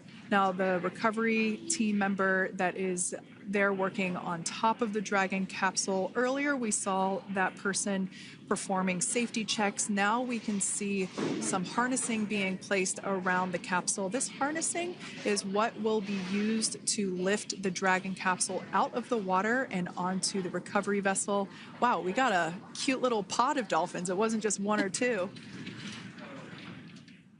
I mean, that water just looks beautiful. We had ideal splashdown parameters today. Obviously, wave height, ne'er a concern. The weather is beautiful, as Jaden mentioned, in the 60s, sunny. Looking forward to seeing Crew 9 exit the capsule here shortly once they get hoisted onto the recovery vessel Megan. We can see that recovery vessel slowly but surely closing the distance there between, dolphin cam back again. We can see that the Dragon capsule and the recovery vessel, that distance is closing. Again, this is just one more step as we continue to work recovery operations for Dragon Freedom, and we anticipate the lift of the Dragon capsule to occur here in just a few minutes. Now, once all of the rigging is on the capsule and it's hooked up to the recovery vessel, we will see the hydraulic arm, which is that kind of like bridge-like structure there at the aft end of the recovery vessel. We'll see that articulate backwards, and that's a good sign that we're getting even closer to pulling the capsule out of the water. It will then move forward, and the capsule will be placed inside of what you can see there is basically a basket. We call it the nest, Dragon nest, where that's where the capsule will be placed in order for it to be translated to the forward end of the vessel and for the astronauts to egress. And before that does take place, we'll have potentially views of the rigger go ahead and jump off of the spacecraft there. That typically occurs when the spacecraft is a little bit closer to the recovery vessel, and we usually get a really good view of that particular operation from one of the onboard cameras from the recovery vessel. That is an operation that I have a lot of respect and admiration for, that individual that does that.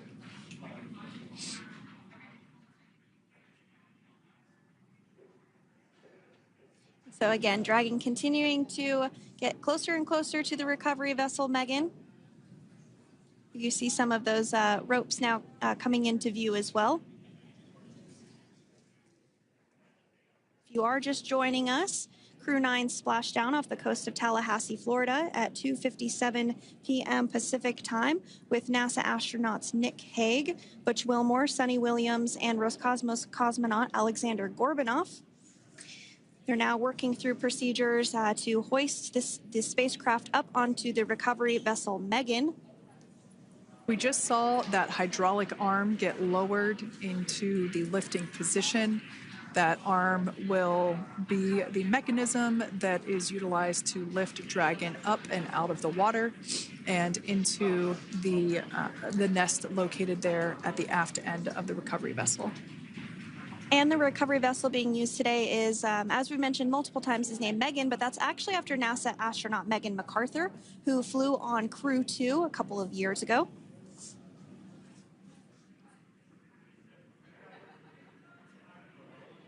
We're getting some views now from actually inside the boat. Yeah, you're exactly right.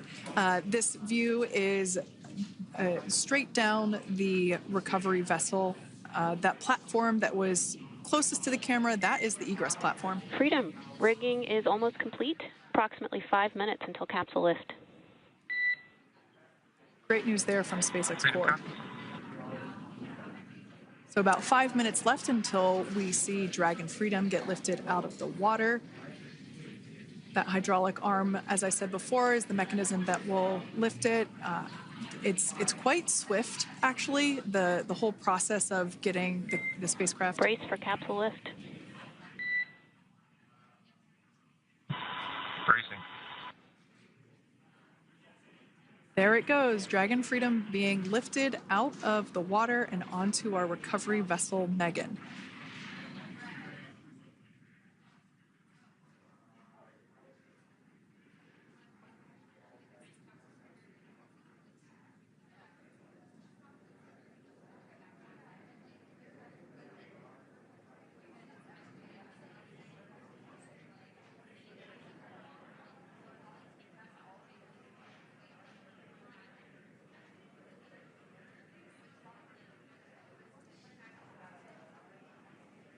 So once securely on...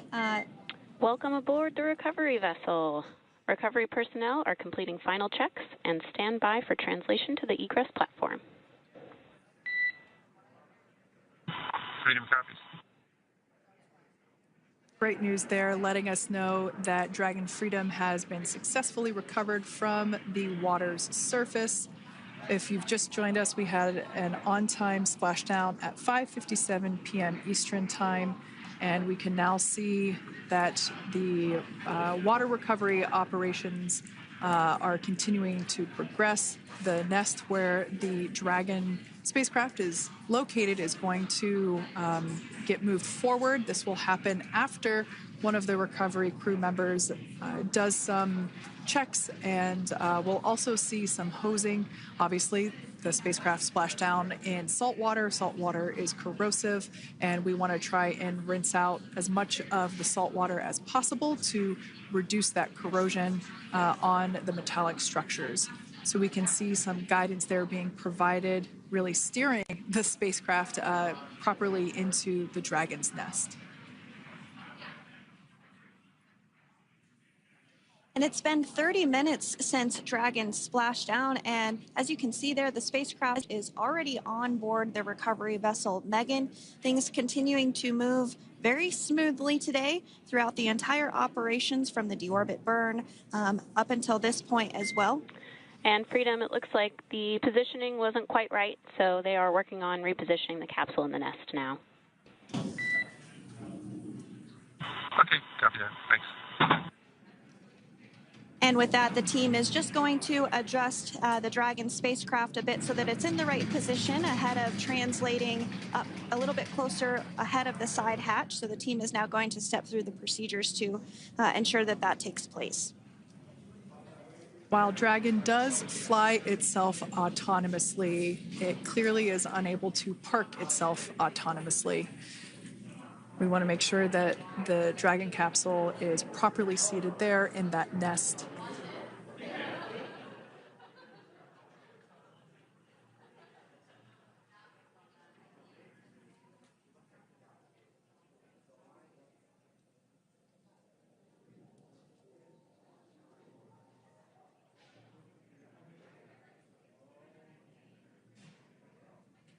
Once Dragon is fully seated in the nest, we'll probably see a bunch of that salt water come out from the bucket there located underneath the side hatch. See some salt water splash out. As I mentioned before, one of the recovery team members will begin hosing down the exterior of the spacecraft.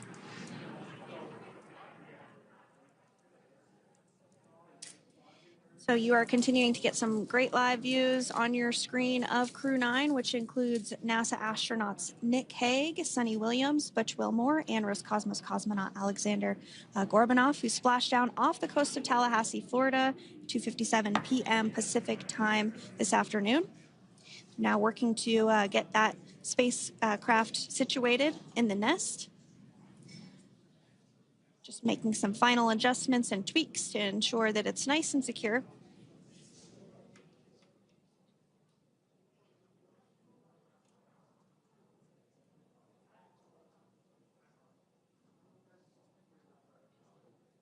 Once the spacecraft is seated and secured and oriented correctly in the nest, Dragon will be moved into the hangar located underneath that helipad that we saw earlier from the aerial views during recovery.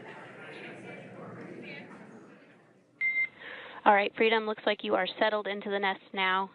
Team is working through hypergol sweeps. Copy all.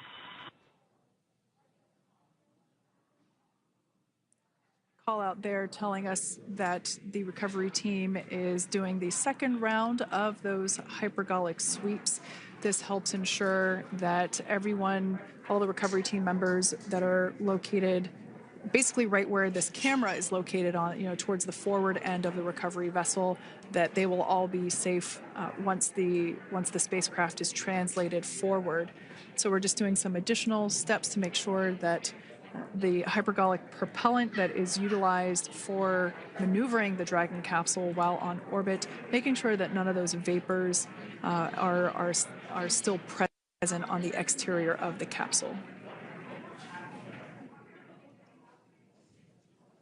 That's right, and there are a variety of individuals on board the boat that help with recovery operations. Not only do we have the recovery personnel that you see here, but we also have a doctor that will check out the crew members as standard procedure. As with any spacecraft that is returning from space, we always perform a medical check with the crew. So you will see the crew come out of the capsule and be placed on stretchers, just like with the Soyuz landing and with all of our Dragon splashdowns, that is the nominal procedure.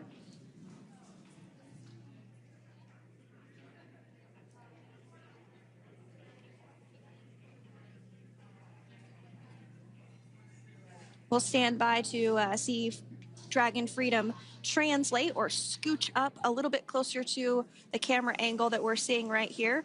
And then teams will step through procedures to get that side hatch opened. You see it right in the dead center of your screen there. It's kind of that rectangular shape. It has not been opened since Crew 9, which include Nick Hague and Alexander Gorbanov, launched back in September from the Kennedy Space Center in Florida. So that will be the very first time that that hatch is opened.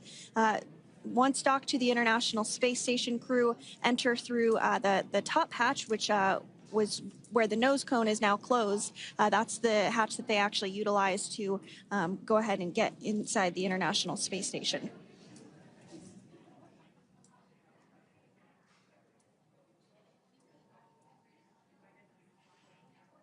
So as we get a little closer to that hatch opening procedure, you might start to see more individuals come into frame for some of that support. The ship has a maximum capacity of a little over 40 people on board, and it takes a variety of different roles, as we've discussed, to support. Also on board is the chief of the astronaut office for NASA, that's Joe Acaba.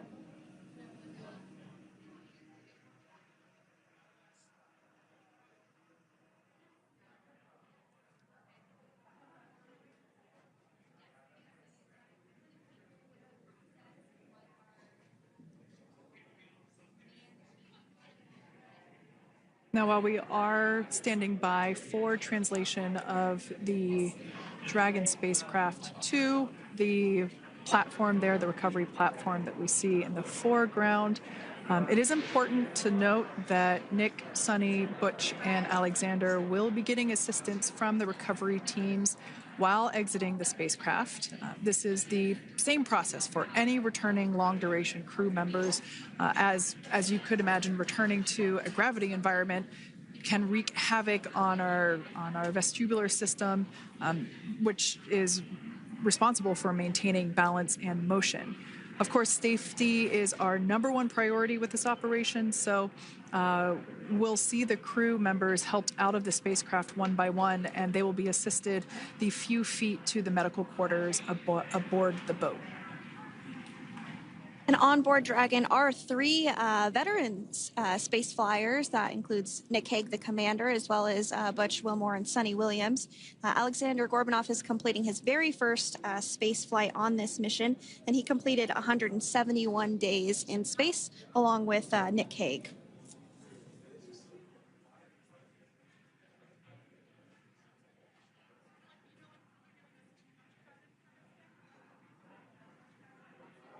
For those of you that have just recently joined us, well, I would encourage you to hit that rewind button and go back a few minutes. It was a beautiful splashdown of Dragon Freedom with the Crew 9 cohort on board. They had an on-time splashdown at 5:57 p.m. Eastern Time, 2:57 p.m. Pacific Time. We can see that the spacecraft... Freedom translation is in progress. Copy, and seal it. We can see that spacecraft was successfully recovered from the ocean surface and is now being washed with fresh water, as obviously they splashed down in salt water. So we're trying to rinse off as much of that salt water as possible. And we can see the spacecraft continuing to move closer and closer to that recovery deck. Freedom, the crew is working on side hatch opening now. Expect hatch open in about 2 minutes. Okay, copy that. And Kira, just wanted to say that to you guys, you and the team did an awesome job, both uphill and downhill. Just really, really impressed. Thank you. Thanks, Nick. It's been an honor. This is a pretty exciting moment coming up. We are working to open the side hatch. One thing that may not be obvious from, just looking at the spacecraft here is that this side hatch that we're about to open, the last time it was open was when this spacecraft was at the launch pad. This side hatch is what is used for initial capsule ingress and final capsule egress, but all comings and goings from the spacecraft while it is on board the space station are from the forward hatch, which is located at the top of the spacecraft under that nose cone. So this is a pretty exciting moment because it will be the crew's first breath of fresh air since boarding their ships at the start of their journeys last year. And the very first person that will have the opportunity to say hello to the crew once that hatch is open is a SpaceX medical recovery personnel representative. Then we'll see procedures take place to remove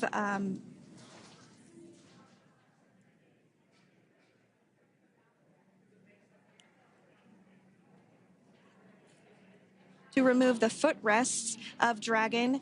That will just help the recovery personnel get a little bit more room to access the crew and help get them out of the spacecraft.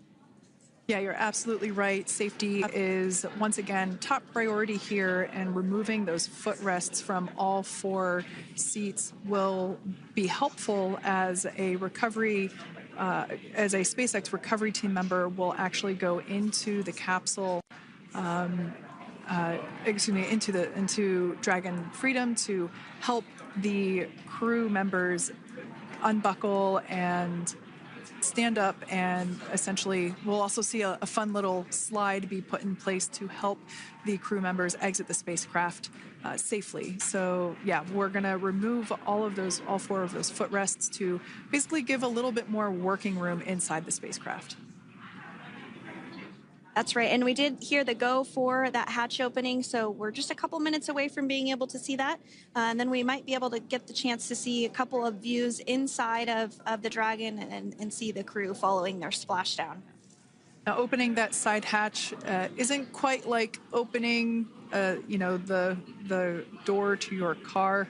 We have to depress the seal around the side hatch, as well as, we'll now see them open that side hatch up.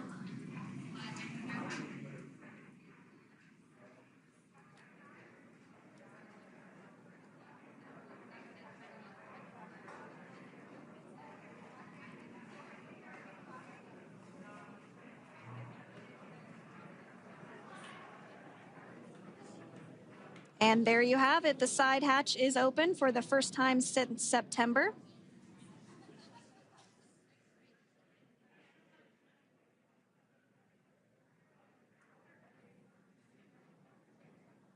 We can see some of the protective equipment there that was brought into frame that will help protect the edge of the side hatch, one, from any potential damage. Oh, we can see the recovery crew member there taking photos of the side hatch seal. This is part of the standard operation for recovery.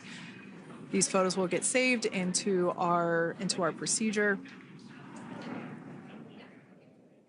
We'll then install that protective frame around the side hatch. This helps to ensure that the side hatch itself, the edges of it, incur no damage while crew members are coming out from the spacecraft.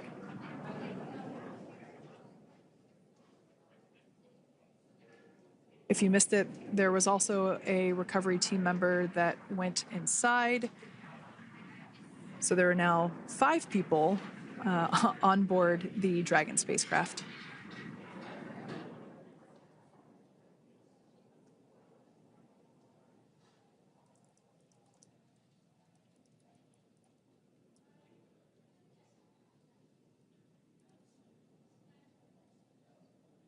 And if you are just joining us, it has not yet even been an hour since Crew 9 splashed down off the coast of Tallahassee, Florida at 2:57 p.m.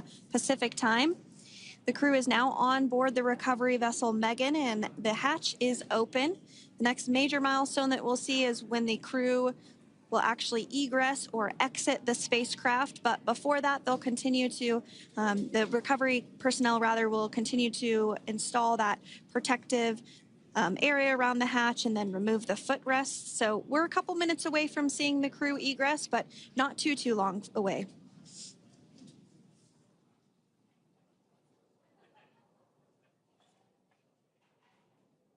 We'll probably see those footrests being handed out here in the near future, as I mentioned before.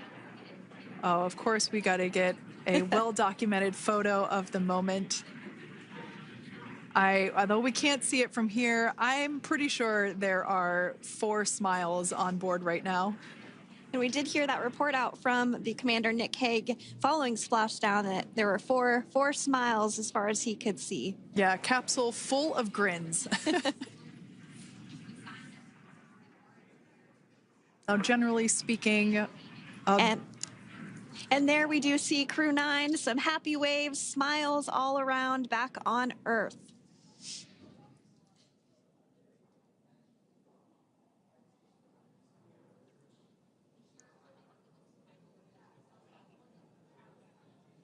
Generally speaking, we have the individuals in the 2 center seats of the spacecraft exit first. You might hear us refer to this as the exit process as egress. It's just another term for exiting the spacecraft. Generally speaking, we most of the time have the 2 center seats egress first, as it makes moving around inside the capsule a little bit easier.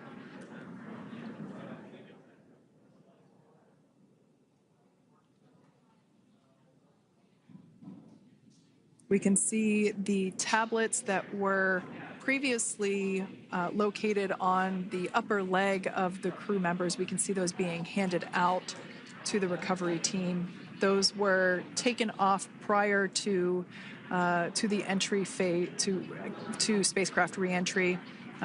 Those had to be stored and secured prior to dynamic operations.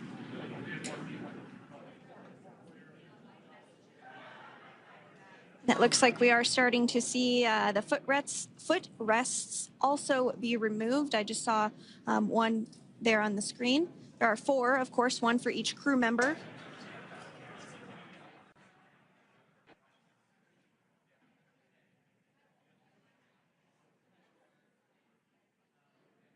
Those footrests are made out of carbon fiber and are actually sized appropriately for each crew member, as everybody has different measurements and different leg lengths.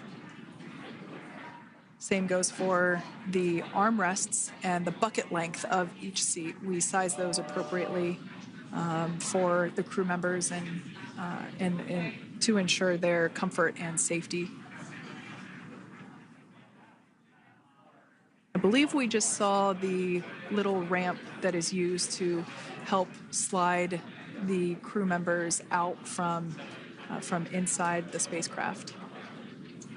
And once the crew does exit Dragon Freedom, they will be placed on to a stretcher to go to a medical bay for medical checkouts. This is standard procedure for all Dragon spacecraft flights that Splashdown crewed, as well as for our Soyuz spacecraft that land in Kazakhstan.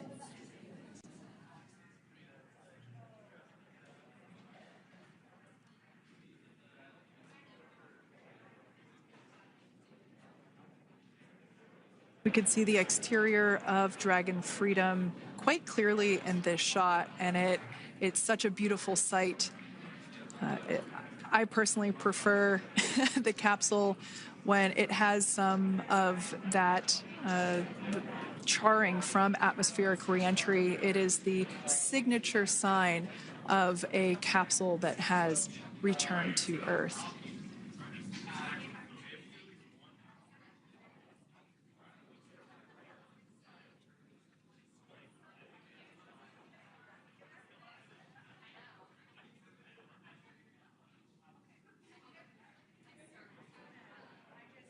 Continuing to stand by for our first crew member to egress or exit for Dragon Freedom following their splashdown at 2:57 p.m. Pacific time. Dragon undocked from the International Space Station at 10:05 p.m. Pacific just yesterday, so it was about 17 hours of phasing.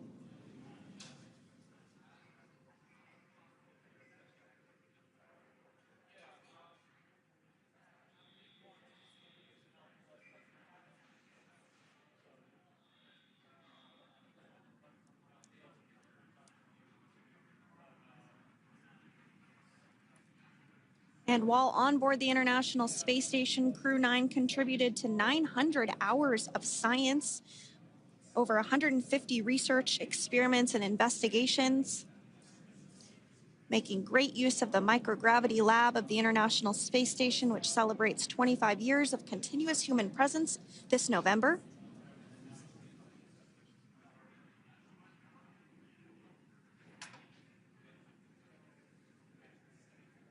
Looks like we're about to get our first crew member here upon egress of the Dragon spacecraft.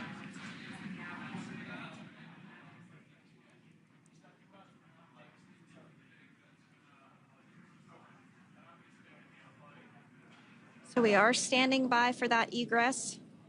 Outside of Dragon, you do see one of those stretchers. This is the expected procedure as the crew will be taken to medical facilities following their exit from Dragon.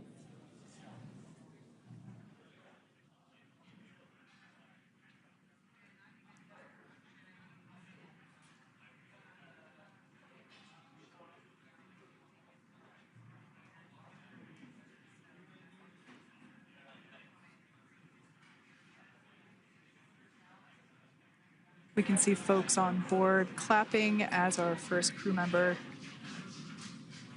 And that is NASA astronaut Nick Hague, commander of Crew 9, now out of Crew Dragon Freedom. Some smiles, thumbs up, and a wave. Can't get any better than that. Yeah, that is one happy camper, that's for sure. As we said before, it is standard procedure for all of our long-duration crew members to receive assistance upon egressing from the spacecraft. We basically help them move off of the recovery deck and into the private medical quarters for their initial consultation with the SpaceX flight surgeon. So we'll see that take place for all 4 of our crew members today.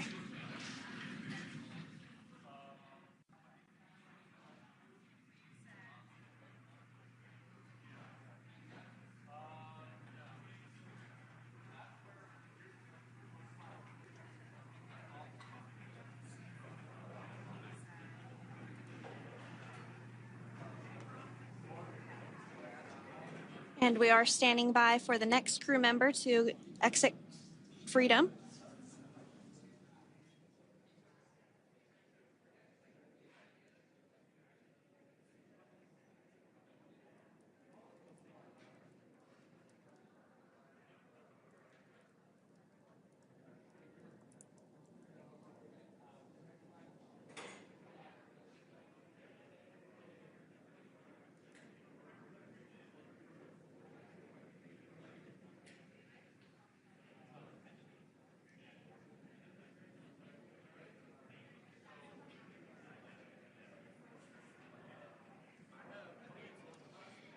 Next up out of the capsule, we expect Roscosmos cosmonaut Alexander Gorbanov. His first space flight. Spent 171 days in space alongside NASA astronaut Nick Hague. Looks like we're getting some cheers and clapping on board as Alexander is slid down the little ramp and placed into the mobility aid. Once again, big smile.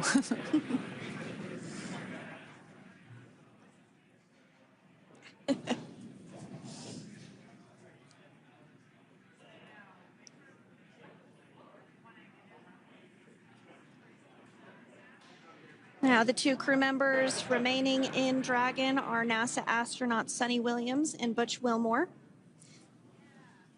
They completed 286 days in space. One of the remaining footrests being removed from the Dragon spacecraft.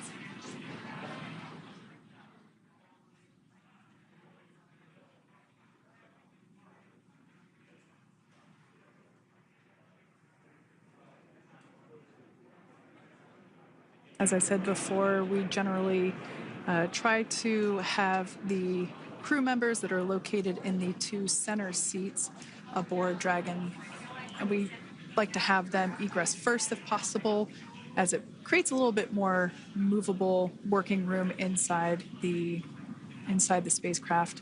There is a recovery crew member inside that is helping all of our Crew 9 crew egress or exit from the spacecraft.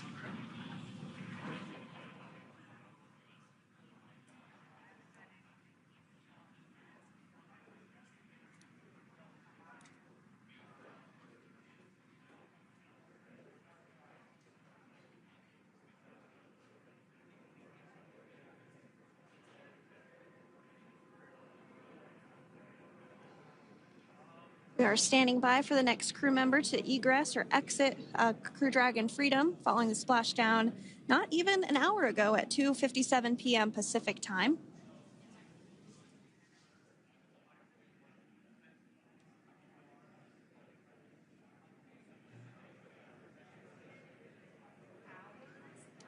Really have the recovery operations down pretty quick at this point.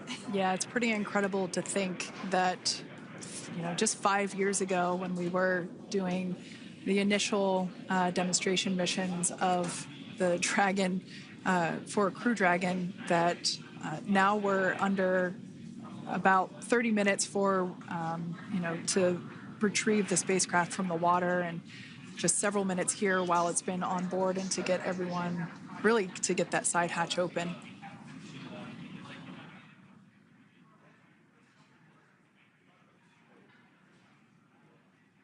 For those of you that have just recently joined, the Dragon had an on-time splashdown. It looks like we're getting our next crew member here.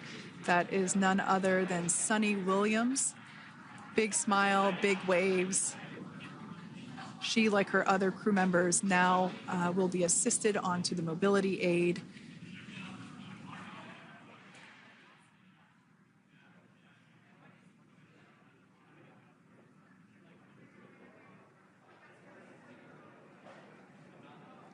There we have it, some waves, some thumbs up, and some smiles. Definitely seems to be a theme among all recovery operations. Absolutely. And of course, that leaves NASA astronaut Butch Wilmore inside Dragon in seat 4.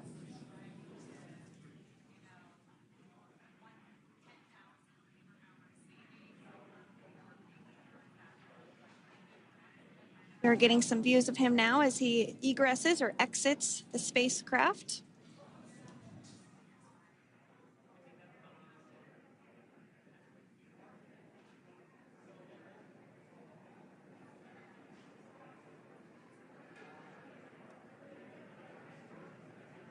Once again, some elation and cheers there from Butch Wilmore.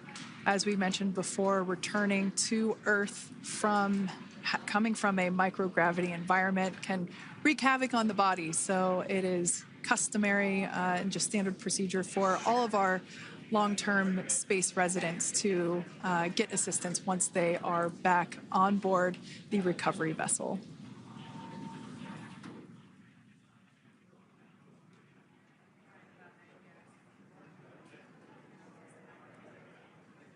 Well, now that Nick, Butch, Suni, and Alexander are safely back home on Earth and getting checked out by the NASA medical team, we're going to wrap up our live coverage of their return. The Crew 9 mission began a little differently than usual since Butch Wilmore and Suni Williams were already aboard the space station when Nick Hague and Alexander Gorbunoff arrived on the Crew 9 spacecraft in September. Having arrived as the crew flight test crew for Starliner, Wilmore and Williams were fully incorporated into the space station's Expedition 72 team and began research and other work aboard the station along with the other crew members. Williams commanded the orbiting laboratory for much of the expedition. After a successful liftoff and separation from Falcon 9, Nick and Alexander made a short flight on board Dragon to the International Space Station. Veterans of long-duration space station missions, both Williams and Wilmore conducted spacewalks during their 9 months in space. Like all crews on the station, Crew 9 had the ability to leave at any point had there been an emergency. With their full duration mission coming to an end, the crew began packing up their personal items for their return to Earth about a week ago and worked through tasks and shared lessons learned with Crew 10 teams as they arrived a few days ago. Their journey home began about 17 hours ago when they closed the forward hatch to Dragon and undocked from the space station at 10:05 p.m. Pacific, 1:05 a.m. Eastern. After 4 successful departure burns and a phasing burn to line up their orbit, Nick, Butch, Suni, and Alexander rested for a few hours before waking up to prepare for re-entry this morning. We jettisoned Dragon's trunk and performed our final on-orbit maneuver, the approximately 7.5-minute-long deorbit burn, and that occurred at 2:11 p.m. Pacific, 5:11 p.m. Eastern Time. And that sent Dragon on its path home. The spacecraft re-entered the Earth's atmosphere and slowed its descent with successful deployments of 2 drogue parachutes and 4 main parachutes, with the final splashdown occurring off the coast of Tallahassee, Florida at 2:57 p.m. Pacific, 5:57 p.m. Eastern. Following that successful splashdown, we saw SpaceX recovery experts move in and prepare Dragon Freedom for its lift onto the recovery vessel. And just a little less than an hour following splashdown, we saw Nick, Suni, Butch, and Alexander make their way out of Dragon and into the recovery ship's medical facilities, safe and sound. Next up, they'll catch a helicopter flight back to shore, where they'll transfer to aircraft that will take them home. The astronauts will take a NASA plane for the short flight back to Houston, where they'll be reunited with family and friends to bring an end to this mission. It's been an honor and a privilege to share their journey with all of you as we continue this new era in human spaceflight. Return today marks the end of the direct handover we executed after successfully launching the Crew 10 mission to the space station just last week on Friday, March 14th. Thank you, as always, for joining us for tonight's coverage of the splashdown of Crew 9. Remember to follow SpaceX on X and NASA online and on social media for updates for the very latest on crew and cargo flights to and from the International Space Station. And we'll continue to share the progress of Nick, Suni, Butch, and Alexander on social media as they travel back home. We do also have a post-splashdown media briefing coming up at approximately 4:30 p.m. Pacific, 7:30 p.m. Eastern, where leadership will share a final update as we conclude this successful mission. So, from all of us at NASA and SpaceX, welcome home, Crew 9. So long.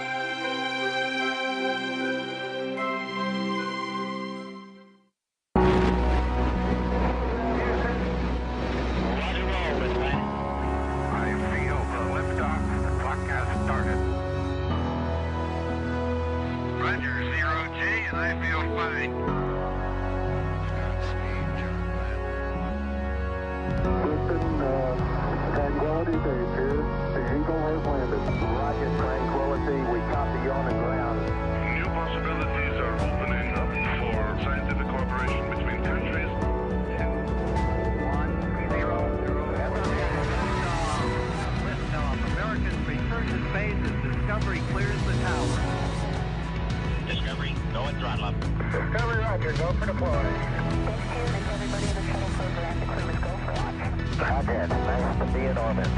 We have followed in their footsteps to get us where we are today.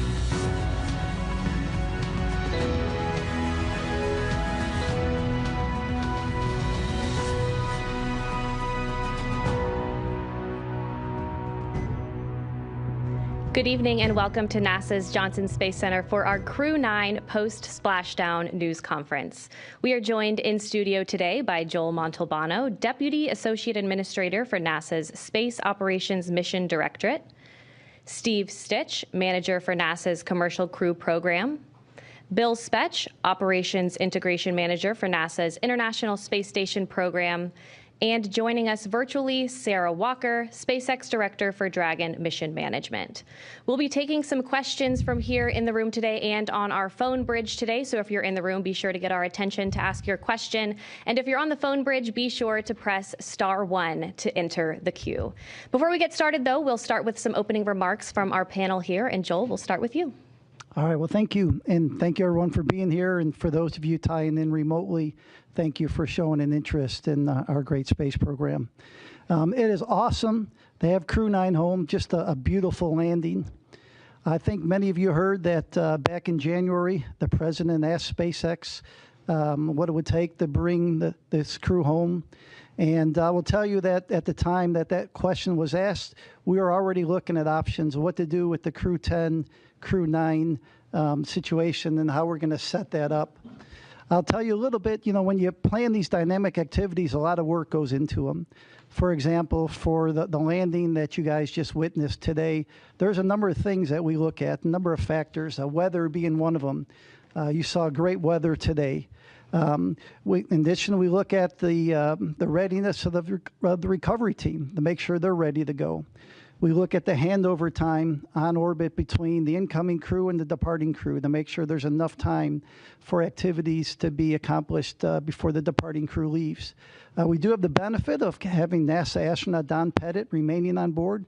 He'll be coming home on Soyuz in April, and so he'll continue the handover with the crew. We also look at the vehicle traffic, the vehicles coming and going. And when you pull all that together, the International Space Station program, the Commercial Crew program, and SpaceX came up with the plan that we just witnessed. The Crew 10 launch last week, the docking over the weekend, the undock early today, and then the landing that we just witnessed. So just an incredible amount of inputs that you get to pull all that together in order to have a successful operation. I want to tell you, we want to thank the Crew 9 team and the ground teams for their dedication to excellence, their resilience, their flexibility during this expedition, everything they did to have a successful expedition, as you have all witnessed.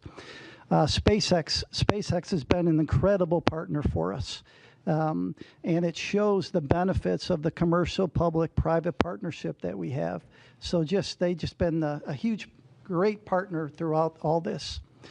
Crew 9, in addition to the spacewalks that many of you witnessed, they performed just about 150 experiments on board the International Space Station with over 900 hours of research. And the work we do on the International Space Station benefits the nation, benefits people on Earth, and are the building blocks for going back to the moon and to Mars. So Nick, Alexander, Butch, and Suni, welcome home. On behalf of NASA, I want to thank the administration. I want to thank all the work of the NASA teams and all the work of the SpaceX teams. And so with that, I'll hand it over to Commercial Crew Program Manager, Steve Stitch. Thanks, Joel, and thank you all for being here. Greatly appreciate your interest in the Commercial Crew Program and also human spaceflight. Of course, as you know, it's been just a huge week for Commercial Crew.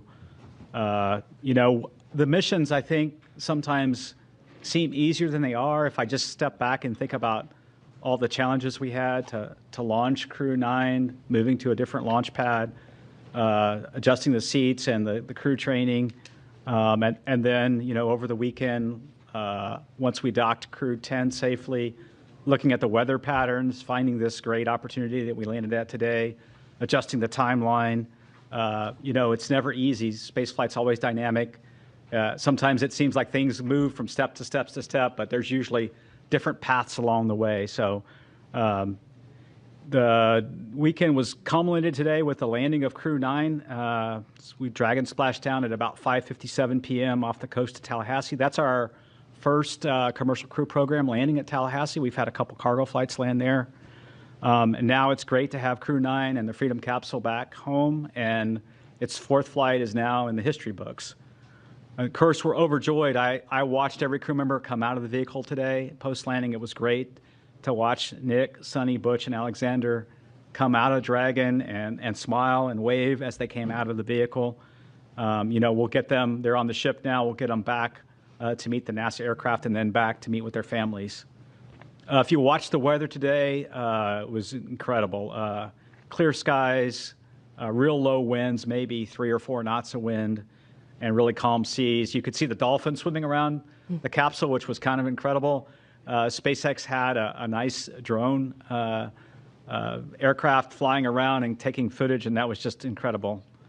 As I said, the ops team just did a phenomenal job over the weekend, pulling in the landing to get the crew home sooner and take advantage of this great weather opportunity. Really appreciate the versatility of SpaceX, the ISS program, commercial crew program, and the flight ops team in planning out the timeline, looking at the crew's workload, determining whether we could pull this off, doing sleep shifting, all those sorts of things that made this an opportunity happen.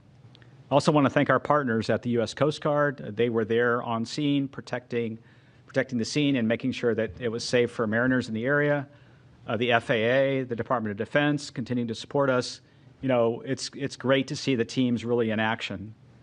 Overall, I would say it was a really clean undocking, reentry, and landing. The Dragon vehicle performed extremely well, didn't really have any issues to work. Little things, a GPS outage that we reset a filter on and things like that. Today, the sequence went perfectly. We jettisoned the trunk, executed the deorbit burn, closed the nose cone, and did the entry. You could hear Nick call down when we finally got the vehicle back through the blackout, 4.6 Gs, and you could tell they were doing well, and then braced for the parachute deploy of the drogues and then the mains, and then having splashdown. So parachutes performed well. The whole system worked just as planned. The crew's doing great. They'll spend a little time on the recovery ship getting checked out, making sure that they're healthy and ready to go, and then eventually they'll make their way back to Houston. Again, I want to congratulate the entire NASA commercial crew program, the SpaceX team. In many ways, if I step back to last year, this has been 9 months in the making, and I couldn't be prouder of our team's versatility, our team's ability to adapt, and really build for the future of human spaceflight and looking at different ways to do business, taking advantage of one vehicle to launch a crew and then bring back the crew in a different vehicle. Our partner SpaceX did a tremendous job. Every time we asked them to do something a little different, they stepped up and to the plate and did that, including swapping capsules 6 weeks ago prior to Crew 10, and then also adjusting the Crew 9 mission. We'll celebrate for a while. We're going to take some time in commercial crew to celebrate this one and spend a little time with the crew, and then we'll move on to Crew 11. Crew 11 will be here before we know it. We'll launch that vehicle as early as mid-July, so we'll start preparing for that. And then, we're working hand in hand with Boeing as well on certification of Starliner, getting that vehicle back to flight. Butch and Suni's return on Dragon, to me, shows how important it is to have 2 different crew transportation systems, the importance of Starliner and the redundancy that we're building in human spaceflight for our low Earth orbit economy. We're super grateful for Boeing as well and their investment. They're keenly interested in the landing today. They have a watch party going on and are watching Butch and Suni come back. And they've texted me, at the build up to this, they're very keenly interested in Butch and Suni. And then we're interested in their resilience. That whole Boeing team, like our whole commercial crew program team, is resilient and moving forward to the next steps on Starliner. It's been a busy start to 2025. It's hard to believe we're in the middle or toward late March. Looking for an exciting summer as well, and I look forward to your questions, and I'll hand it over to Bill. All right, thanks, Steve. Yeah, welcome, and thanks for everybody's interest as we continue on. Return today marks the successful completion of the Crew 9 mission, and really with them handing over operations on board to Crew 10. Just some interesting stats as we go through. Nick and Alexander both spent 171 days in space on this trip, seeing the arrival and departure of 4 different visiting vehicles to the ISS. Butch and Suni spent 286 days in space, and they got to see 8 different visiting vehicles coming and going from the ISS. We stay really busy as we talk about all these vehicles coming and going from the station.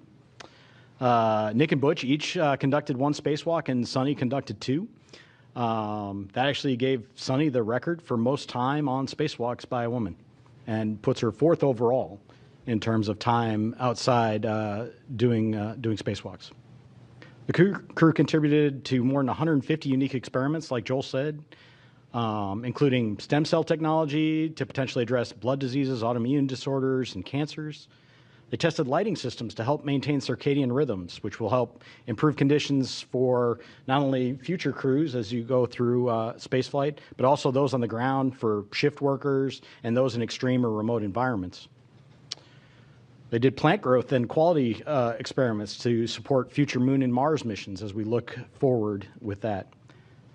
They loaded a really interesting experiment. JAXA had their first wooden satellite. They loaded that into and got that deployed from the ISS. And then as part of their spacewalk, Butch and Suni collected samples from the station's exterior to study the survivability of microorganisms in the vacuum of space. I'll tell you, the Crew 9 crew did a great job here in the near term supporting this shortened handover period with Crew 10 and enabling that landing opportunity that we saw today. There was a lot of work that they did ahead of Crew 10 arrival to get prepared, and then really working through all of the things that we need to do to hand over the emergency procedures to the crew, to get the cargo transferred that they need to, and to get all the vehicles set up for Crew 10 to be very successful. Crew 10 is already working hard, and they're working on key science investigations on board. They already kicked them off even while they were getting prepped for undocking the other day. So coming up on ISS, we still have a lot going on. We have NG-21 release at the end of March, providing some important trash disposal for the space station. Always, you got to get rid of all the stuff that you bring up, so you got to bring that down somehow, and NG-21 is going to take away a lot of that. And then we'll look forward to Soyuz MS-27 launch Tuesday, April 8th from Baikonur Cosmodrome at about 12:47 a.m. Central. That'll be carrying NASA astronaut Johnny Kim and cosmonauts Sergei Ryzhikov and Alexei Zabritsky. And then before Soyuz MS-26 returns, Alexei Ovchinin will pass on the role of ISS commander to our JAXA astronaut Takuya Nishi. Really a lot of great stuff continuing on station. I really appreciate the entirety of the team, joint with SpaceX, NASA, our operations team, the program teams, the engineering teams, all the work it takes to turn around these missions. It's a ton of stuff, and then we go change it on them at the last minute, and they handle it like the pros that they are. So welcome home to Crew 9, and with that, I'll hand it over to Sarah. All right, thanks, Bill. Well, it's a good day to be here at SpaceX, and it's a good day down in Florida as we welcome Crew 9 home from their stay at the International Space Station. We're happy to have safely returned Nick, Alex, Suni, and Butch back to Earth and to their families after their time at the orbiting laboratory. Human spaceflight is dynamic and exciting, and this crew knows that as well as any other. So back in September, Steve was talking about this a bit, Crew 9 became the first human spaceflight mission to launch from Pad 40 using our new Dragon Tower that we completed construction on last year.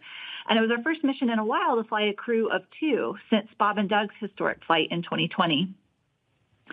So then just 3 days ago, we launched Crew 10 to take over and continue the work of Crew 9 on ISS. And I forgot to mention this Friday night, but Crew 10 was our 50th Dragon mission since first launching COTS 1 in December of 2010. That's a huge milestone for the team. COTS, if you don't remember, stands for Commercial Orbital Transportation Services. And COTS 1 was the first demonstration mission under that original partnership with NASA to resupply the space station with cargo flights. It was also the mission that inspired me to join the SpaceX team, which I'm so grateful I was given the opportunity to do a few months later. So the rest is history. We've been bringing cargo and more recently crews to the orbiting lab for well over a decade since. And as we talked about a few days ago after Crew 10 launch, NASA and SpaceX adapted as this mission evolved. And I appreciate all the kind words said already during this press conference. As we adapted together, we kept safety at the forefront. And thanks to the teamwork across the two agencies, a change in the Dragon spacecraft for Crew 10 and then a shortened handover helped accelerate the Crew 10 launch and the Crew 9 return. Then over the weekend, we decided as a joint team to undock a day earlier than originally planned to take advantage of some great weather we were seeing off the coast of Tallahassee for Splashdown. So I know this required quite a bit of creativity from the NASA team and the onboard crew to compress the handover even further than they already had. And I'm thankful for everyone's hard work and flexibility to safely bring Dragon and the crew home today. I'd be remiss if I didn't acknowledge that today's return was also our final Dragon recovery on the East Coast. So after 6 years of successful recovery operations off the coast of Florida, we'll now be moving all Dragon recovery operations back to the West Coast. I just hope the California coast can bring as many dolphins as we saw during today's operation. That was really fun to see. We had a nominal return today. Dragon is healthy and the parachutes performed as expected. The crew is likely on the recovery vessel now, soon to transit to the SpaceX NASA handover location, while the SpaceX vessel transports Dragon back to our refurbishment facility at Cape Canaveral in Florida. It's amazing to think that SpaceX has now safely flown 62 crew members from 14 countries to space, 52 of those to and from the International Space Station. Dragon has supported 46 missions to the station in all, and 29 of those on reflown Dragons. I think that's enough flights that we can be really proud of what the team has built together and what we've accomplished, but always with the humility and awareness that we will continue to learn every single mission. The stakes of getting this right are and always will be high. And as Bill Gerstenmaier often says, we must always stay hungry and vigilant to scour the data before, during, and after every operation we perform. It's always an honor for all of us here at SpaceX to launch human spaceflight missions and safely return astronauts and cosmonauts as we continue to advance human spaceflight. Thanks for having me on the briefing today and look forward to your questions. All right, thank you all for your opening remarks. We will go ahead and start taking some questions in the room, so please raise your hand, Gina. Go ahead. I think this is for Steve Stitch. I mean, Crew 9's home, but the research hasn't stopped because what you need to know about what happened with Butch and Suni on orbit, that's still an ongoing medical research project. Would you kind of expand on that for me? What will you learn about their 9 months on the space station? Yeah, I think I can comment and then see if Bill has anything to add. But, every single crew member that we fly in orbit, we collect medical research data. We do various blood draws at various times during the flight, especially toward the end. Do bone density measurements in space. We look at their vision and how their vision might change over time, their intracranial pressure. We do all kinds of things. So you're right. Every single astronaut, when they come back, including Nick and Alexander, is participating in all kinds of experiments, and we're learning from all those. And I'll see if Bill has anything to add. I mean, I think you covered the vast majority of it. We look at everybody when they come home, and every duration adds to that database of knowledge of the effects of spaceflight on the human body. And so we continue to look at that across all of our crew members. Okay, we'll take another question here in the room. Mark, go ahead. Mark Strassman, CBS News. Steve, I want to pick up on something you said, which is the keen interest in Butch and Suni. All 5 major television networks cut in with live special reports following the splashdown, because Butch and Suni have arguably become America's most famous astronauts over the course of their 9-month saga. So now that they're home, now that the saga is over, what do you is the takeaway? Yeah, I think that's a great question, and I haven't probably had a lot of time to reflect. We're certainly looking at Starliner very carefully. We're in the process of looking at that vehicle, looking at the helium system. We've got some candidate seals that we're going to replace. We'll get into some testing here over the summer timeframe with what we call an integrated doghouse at White Sands. So we're looking at that. The thing I think back of this whole timeframe is how really resilient Butch and Suni were the whole time. I mean, they launched on what was going to be a short test flight with the crew flight test vehicle with Boeing. And then they moved very quickly into station increment operations, and they became seamlessly part of the International Space Station. And they did that because they're experienced astronauts, and we had prepared, right? We had flown gloves for them to do spacewalks, and we had flown a lot of components for them. So I think that shows the adaptability of crew members. And if I think forward to exploration, and maybe some harsh missions to the Martian surface someday or back to the moon. You know, the adaptability of crew members, changing the timeline for their return. Certainly a huge thank you to their families. You know, when you think about Butch and Suni, they enjoyed their time on station. They got to do spacewalks, and they got to do lots of cool science and things like that. Their families are the ones that really, you know, kudos to them for being resilient in a planned short duration flight now turning into a long duration.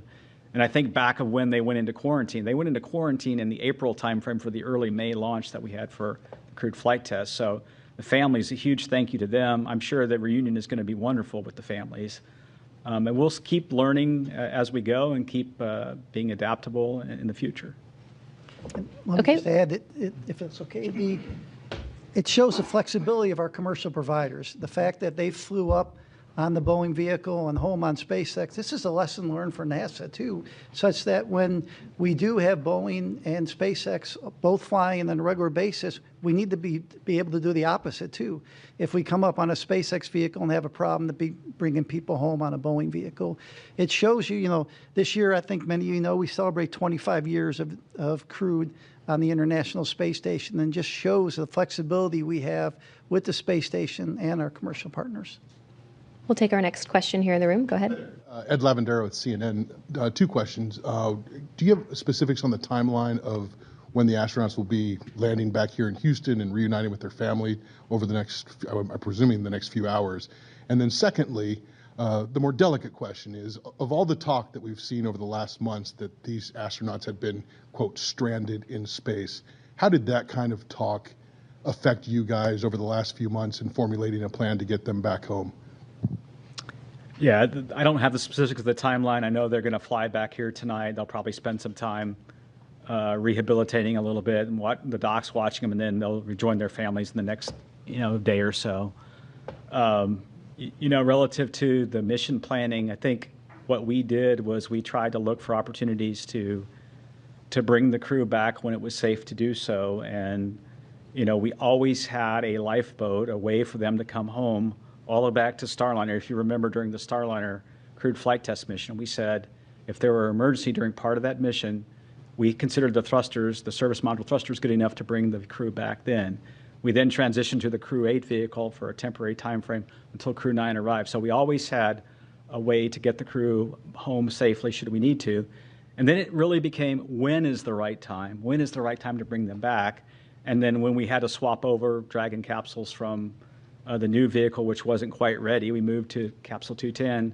We figured this March timeframe was the timeframe to execute this direct handover that we just did. So for me, it's been the normal kind of planning I do all the time, looking at all the options, working with SpaceX, working with the space station program, and finding the right time to bring the crew back.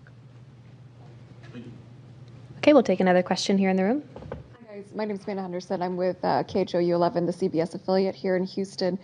10 days turning into 9 months, but turning also into hundreds of hours of invaluable research that they got up there at the ISS, and also moonwalk hours. Can you talk a little bit about how, when you realized that they were going to be up there for longer than the intended time frame, they were able to transition into getting that invaluable research started? Yeah, I can start with that one, and I can let these guys add in. So even before they launched, because we knew they were flying on a test mission, we provided all the training for the stay on ISS that they would need to be a long-duration crew member. We flew the equipment. Every crew has unique equipment that they need to do a spacewalk, and we made sure we had that up there. So I think it really comes to the preparation that we did even before they flew that allows them to be so successful when they get up there. And that's really what we do with all of the crews that fly to the ISS. There's the rigorous training program that they go through.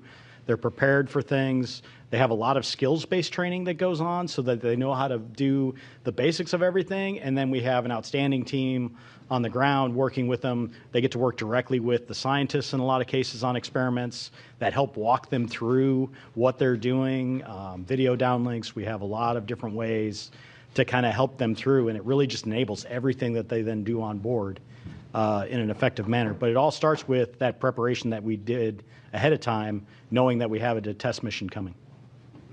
I do think the difference, like the shuttle missions had a finite duration. The way the space shuttle worked, it had fuel cells, and they used liquid oxygen, liquid hydrogen to power those fuel cells. And so at some point, that vehicle had to return. But the beauty of the space station is wonderful laboratory, wonderful place for the astronauts to live and work, and you can almost stop the clock if you have a problem. And I think that's something that we learned on this flight that's a little bit different is when Starliner we had planned for maybe a short 10 to 2 week mission for a test flight. When we needed more time, we took that time to understand the vehicle. And then when we determined that the better option would be to bring Butch and Suni back on Dragon, we pivoted over to that plan. So I think Station gives us that flexibility that we never had before.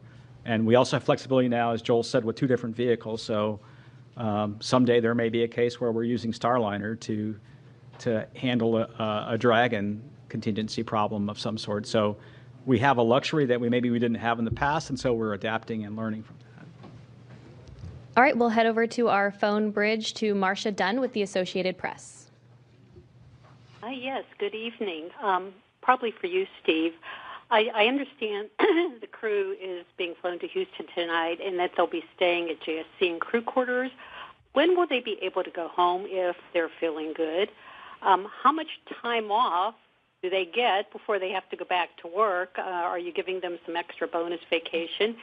And when do you have to decide whether Starliner is going to be carrying Crew 12 up? What's the deadline for deciding on that mission, whether it'll be Starliner or Dragon? Thanks. Yeah, there's a lot of questions there. I hope I get all of them. Let's see. The first question was, when do they go back to their families? It's usually within a day or two, once they're cleared medically, that we make sure, as they readapt to gravity here on Earth, it's usually a day or two. They'll go back to their families. And then, they'll get some time off, and then we've done a lot of, fortunately with Butch and Suni, we've done a lot of debriefs already with them. And so we've gotten feedback on Starliner and feedback on many things for the crewed flight test already from them while they were on orbit. They'll have a standard set of debriefs with the Crew 9 crew because they really have been part of Crew 9 ever since Crew 9 docked. So they'll go through a series of debriefs, and then, but they will get some well-deserved time off, well-deserved time with their families. It's been a long time for them, and look forward to hearing their stories about meeting with their family. I think the last question, Marcia, was when do we have to decide Crew 12 versus the next step with Starliner? And we probably have a little bit more time as we get into the summer and understand the testing we're going to go do to make that decision, whether it be Crew 12 as the next flight or Starliner. We're also looking at some options for Starliner. Should we need to, of flying it uncrewed? The vehicle has the capability to fly uncrewed if we need to. And so we'll kind of weigh all those things as we get the testing and analysis behind us. Boeing's done a good job of developing a new thermal model, which we're using to try to understand the changes we're going to make in those dock houses. We'll add some tape and thermal barriers in different places. So we have a little time to make that decision. Okay, our next question is from Chris Davenport with The Washington Post. Hey, everyone. Thanks for taking my question, and congrats on a successful end to the mission for Steve Stitch.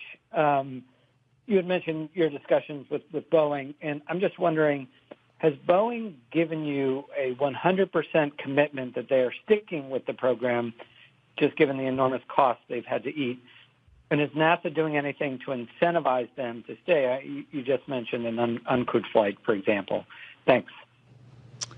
Yeah, Boeing, all the way up to their new CEO, Kelly, has been committed to Starliner. I can see that in the way they're approaching their solution to the problems.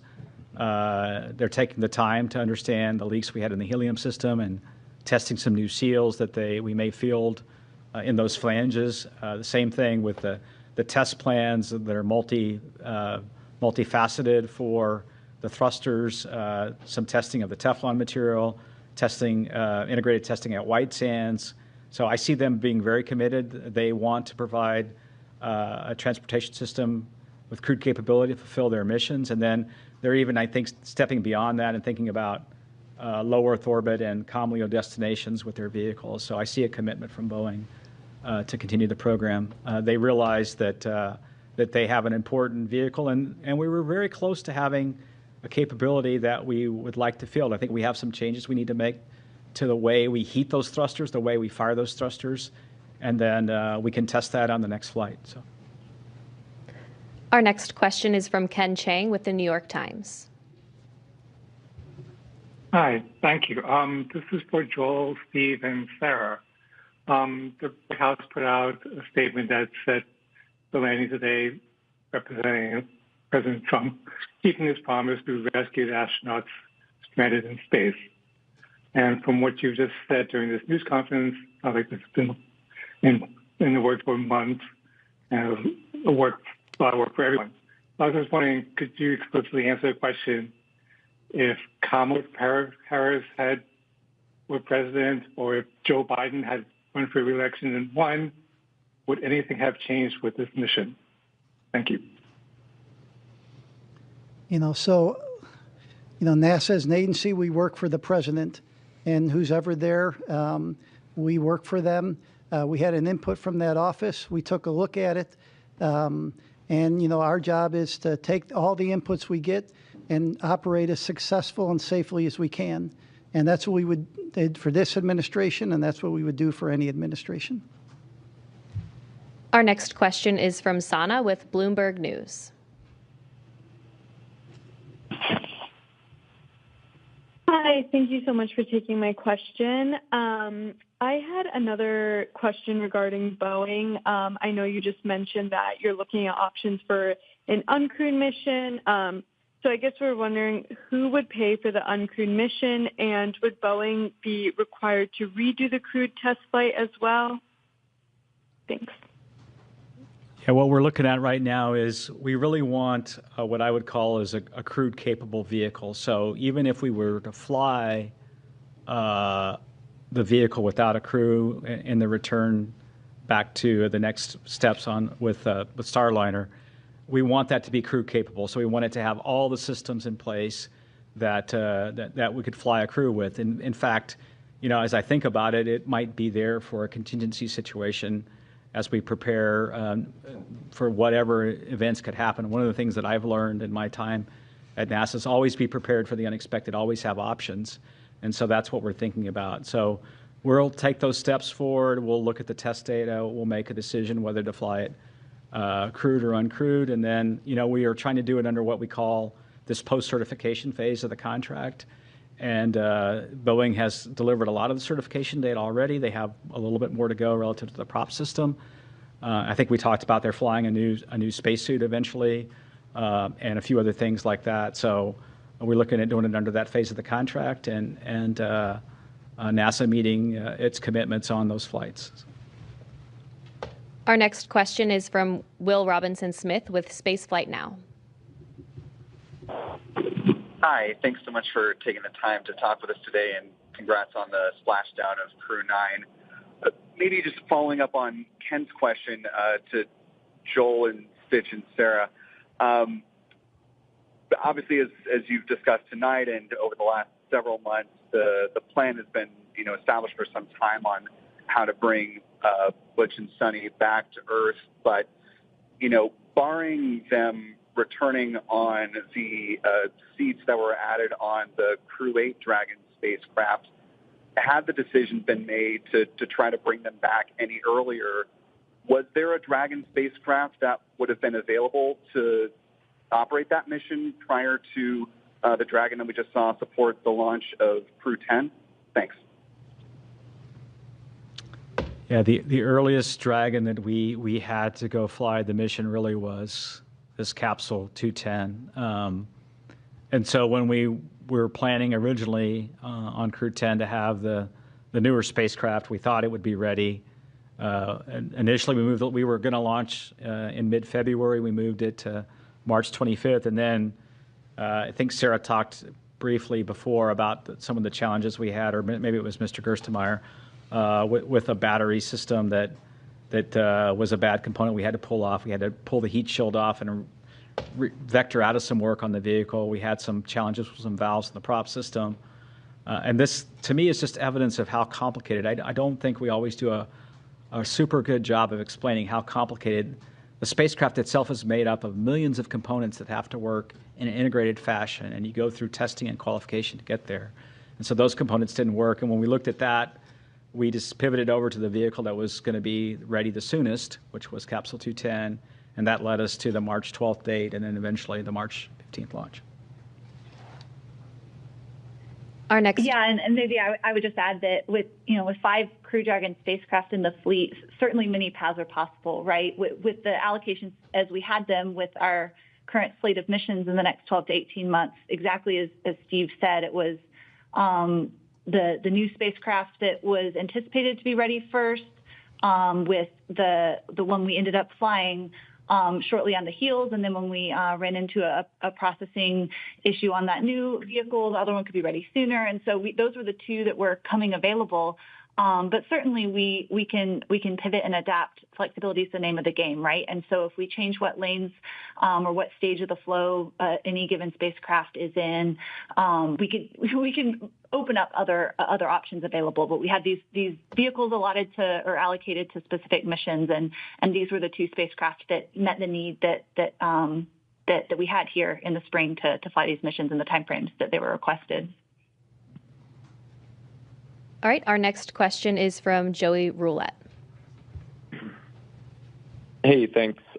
Just 2 questions. One quick one for Steve. I just want to be clear. So it sounds like the testing results that you guys are going to have with Starliner this summer and maybe later on is going to determine whether its next mission is uncrewed or crewed. And whatever that next crewed mission is that going to be like a routine certification crew mission, or might there be another CFT? And then the second question is for Bill Specht.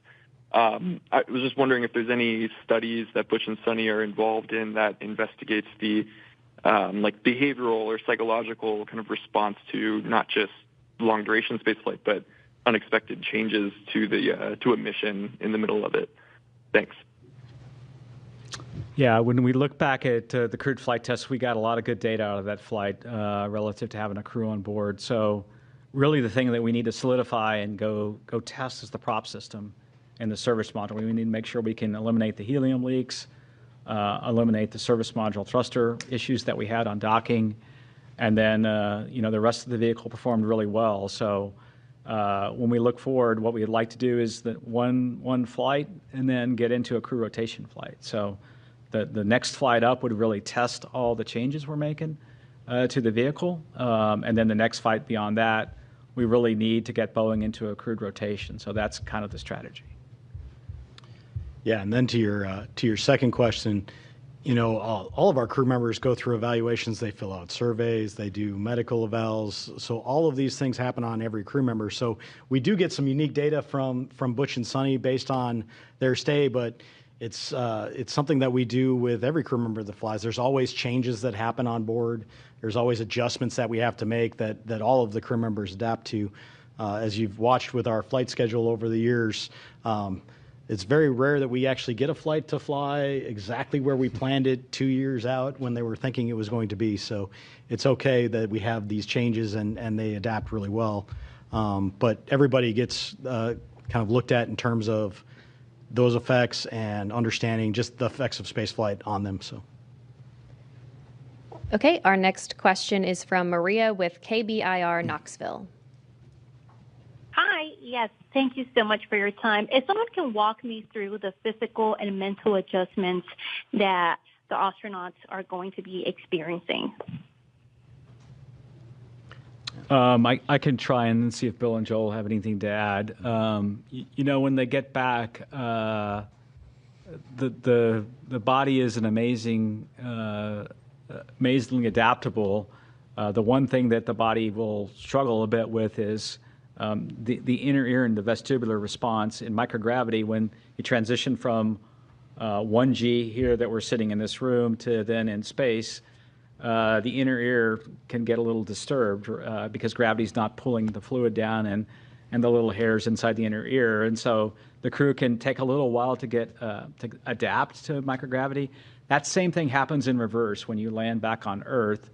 The human body was adaptable and was used to being in microgravity. Now, the vestibular response is such that you feel disoriented, you may feel a little dizzy, you may have trouble getting up.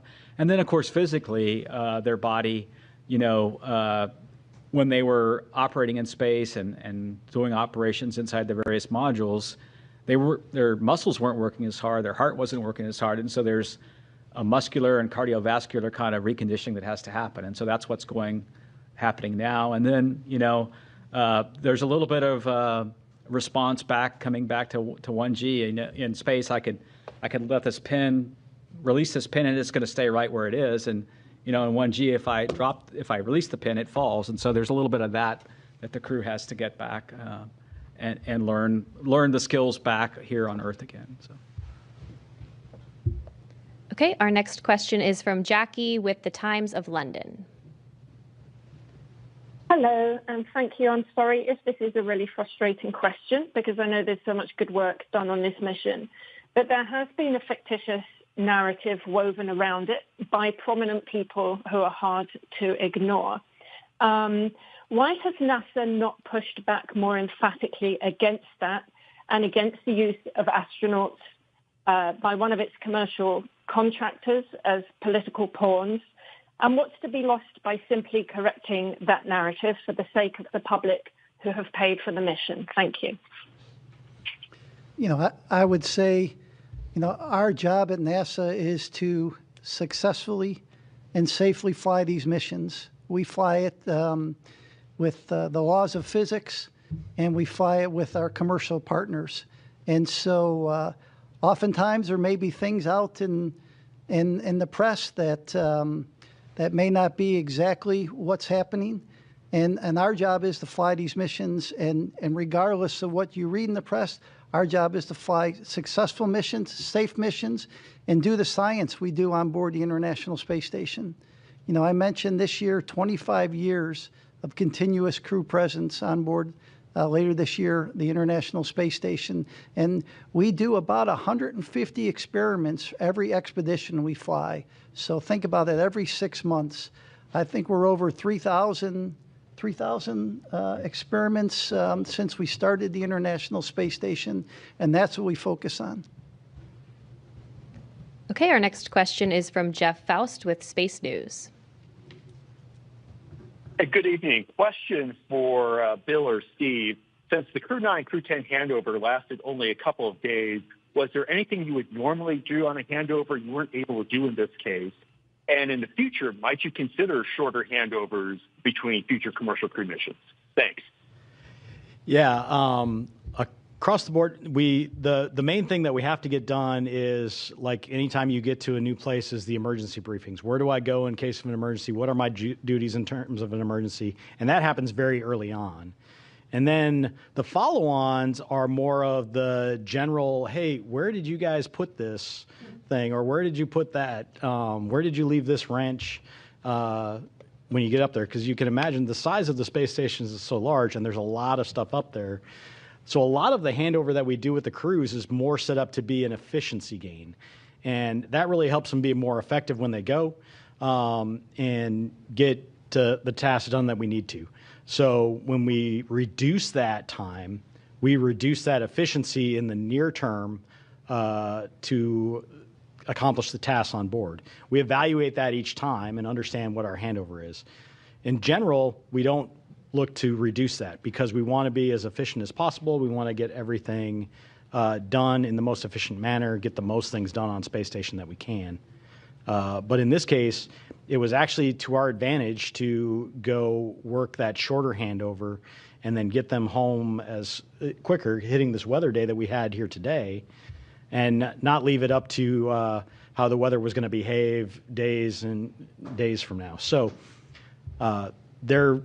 the critical stuff always gets done, that emergency handover, that how do we go handle contingencies on board. They're trained on the ground for all of these things, and we have a lot of support for the teams on the ground to help them as they go, so we can shorten it if we want to, but it's not quite the same as getting up there and finding out from the person that's been up there for 6 months, hey, I found that this was the best spot to put this, or I left this here, and so when you need it, go look over there. to go do this, or this is the best way to go pull out this drawer, or whatever you have to do for your experiments on board. So nothing beats that face-to-face handover and the time they get up there, but we have the options to shorten it when it makes the most sense. Okay, our next question is from Sawyer with NASAspaceflight.com. Thank you so much. This question is, I believe, for Sarah. With this being the final splashdown on the east coast of the United States, what is the plan for Megan? Is that going to be repurposed to the west coast? Is that going to stay on the east coast? And then what becomes the contingency if, for example, the weather isn't good at the planned Pacific landing sites, whereas here you had the Gulf and the Atlantic?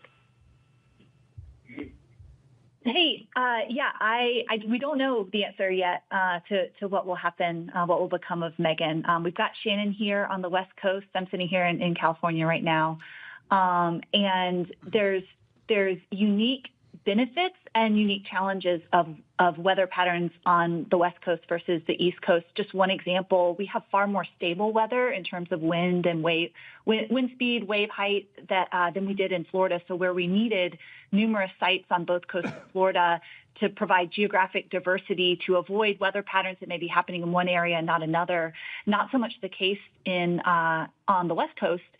However, our cloud cover is different here than in Florida. And so things like the airborne assets that support our mission might have different challenges out here than over there. So we've done a lot of trying to learn from meteorologists and historical weather patterns, and then figure out the right number of sites and the right number of support assets to ensure that we maintain a high return availability, which means a high percentage of days that would be a viable return option with a safe splashdown, regardless of what coast we're splashing down on.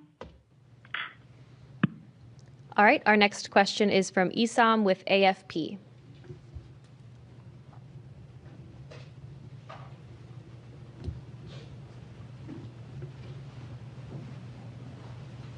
If you're talking, we can't hear you. Oh, sorry about that. I was on mute. A couple of quick questions. Steve, you mentioned that they'd be released to their families in a day or two, but they're still going to be going through with rehabilitation for quite a while, right? If you could discuss that. And the other second question is just a bit broader to follow on from some of my colleagues. As Steve confirmed that, Crew 10 was the designated mission that this could happen, could you help us sort of square that circle that, with praising the administration for accelerating the timeline? How concretely, just to follow up on my colleague's question, how concretely can the administration be credited with accelerating the recovery when, the plan hasn't fundamentally changed here? It's just something that we're having a little bit of trouble understanding. Thank you.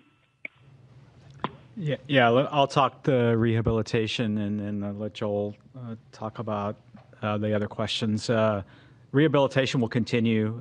There's a sequence of exercises that they do to try to regain their physical strength over a number of weeks. It's a pretty standard protocol that they go through post-landing to recover. It's well documented and well practiced, and the docs and the trainers that do this work will kind of follow each crew member, whether it be Butch and Suni or the others.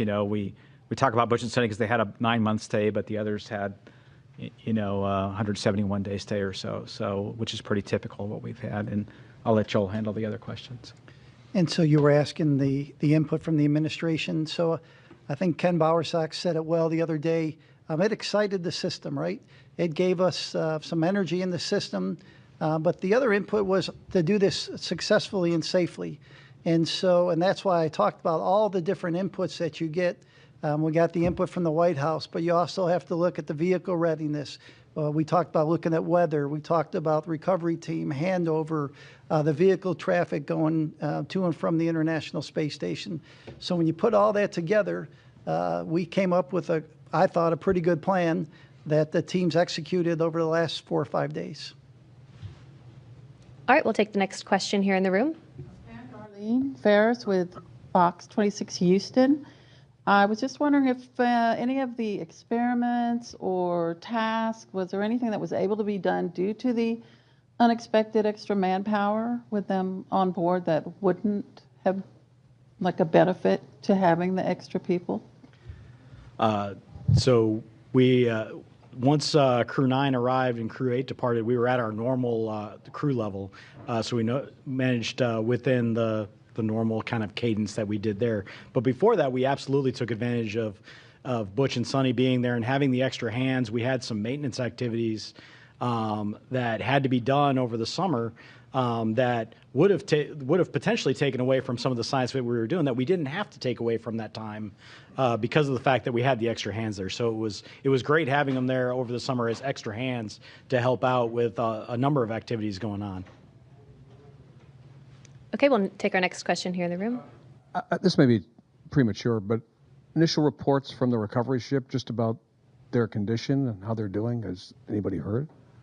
I haven't heard anything specifically from the recovery team, but just in looking at the way as they came out of Dragon, they all looked very healthy. You could tell they all looked like they were feeling about normal for the landing and recovery phase where their body's trying to readapt. So, I haven't heard any reports of anything other than that they're doing well. So I saw a lot of smiling and waving.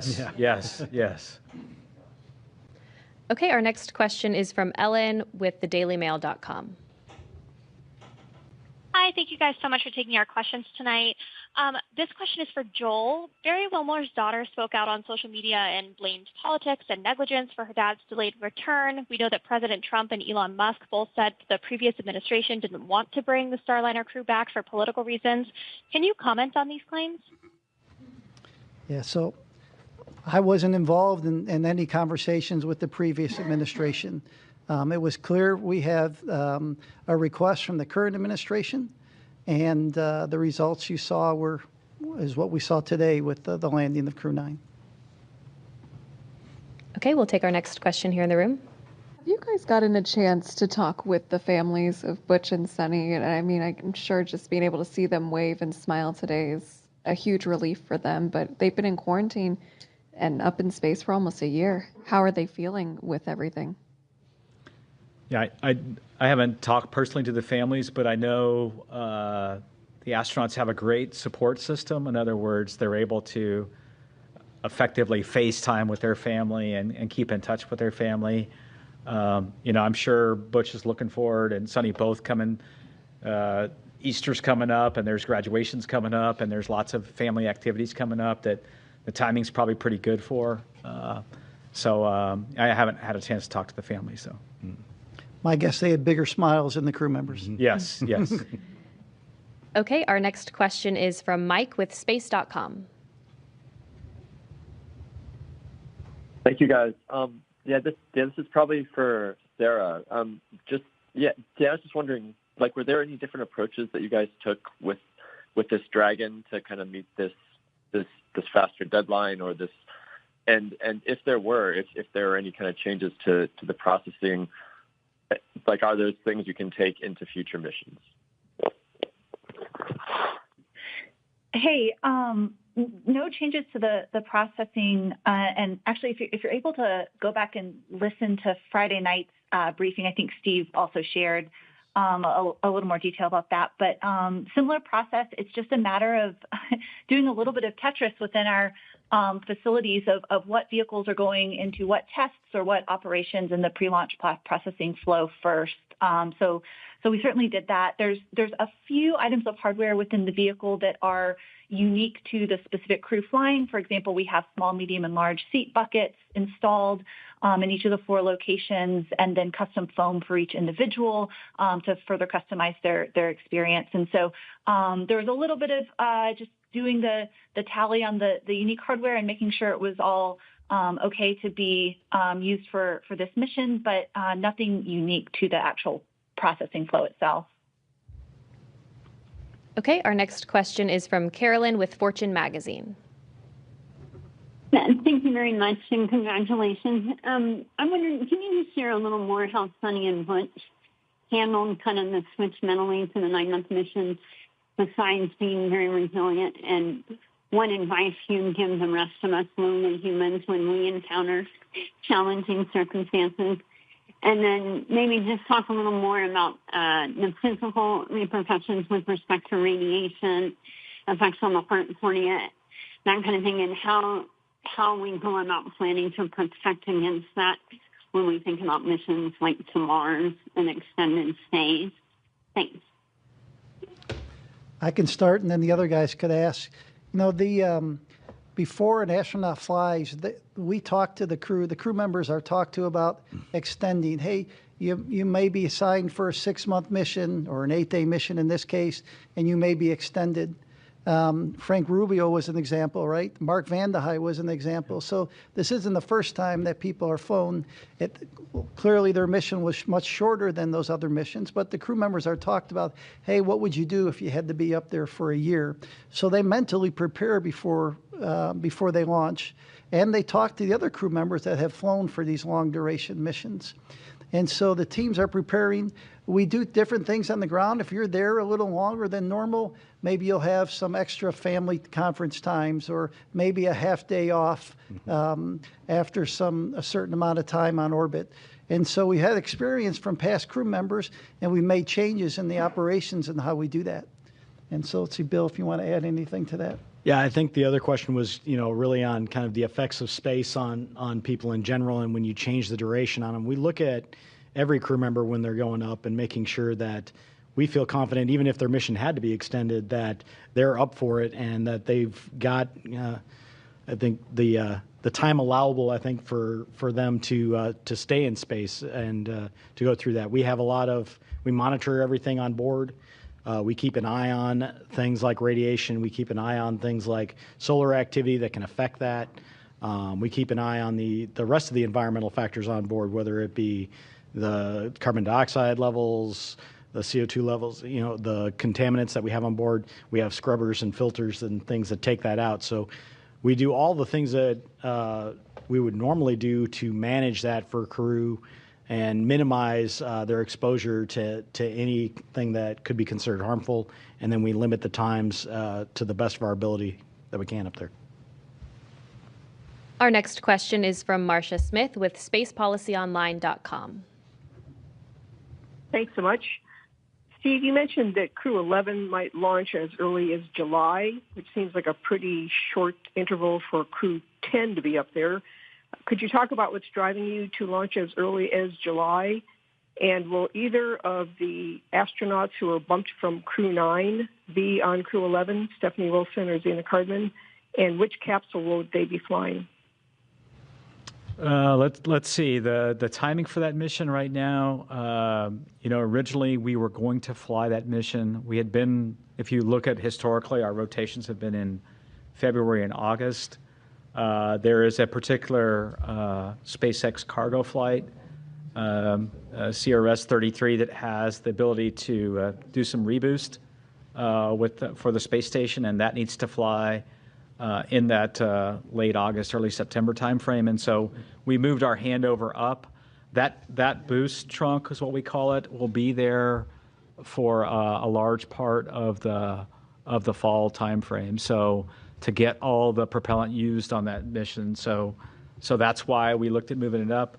Right now, we think we'll fly probably the capsule 206, which is our fleet leader. It'll be on its 6th flight. We'll continue to work that with SpaceX. You have to remember with space station, one of the critical consumables is docking ports. We have 2 of those docking ports.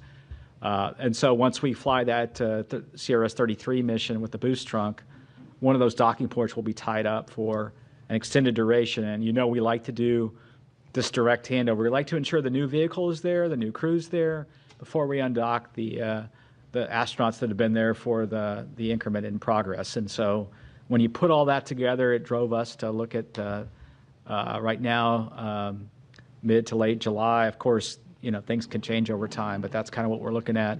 We'll kind of pivot over to that once we complete the debriefs for Crew 10. So, our next question is from Will Robinson Smith with Spaceflight Now. Hi. Taking a question from us. Question to Steve Fitch. Going back to the comment you made earlier in this briefing, correct me if I'm wrong, but I think you said that there was another look that needed to be taken at the flight suit for those flying Boeing flyers. Can you add a little bit of detail into that may need to be changed and the reason for that? Thanks. Did you get that? I couldn't. I'm sorry, you're coming in a little bit, it's breaking up a little bit. Can you please try to repeat your question?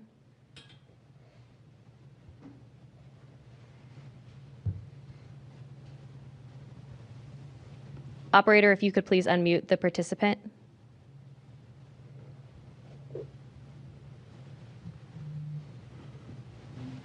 Will, if you're talking, we can't hear you. Can you hear me? Yep, we can hear you now. Okay, perfect. Nope. I'm sorry, we keep losing you. If you could just follow up with us after this news conference, we'll be happy to get a response over to you from the panel up here. But for now, that'll do it for our press conference this evening. Once again, Crew 9 is safely back on Earth. And as always, you can follow NASA and all of our missions on nasa.gov. Thanks for joining. We'll see you next time.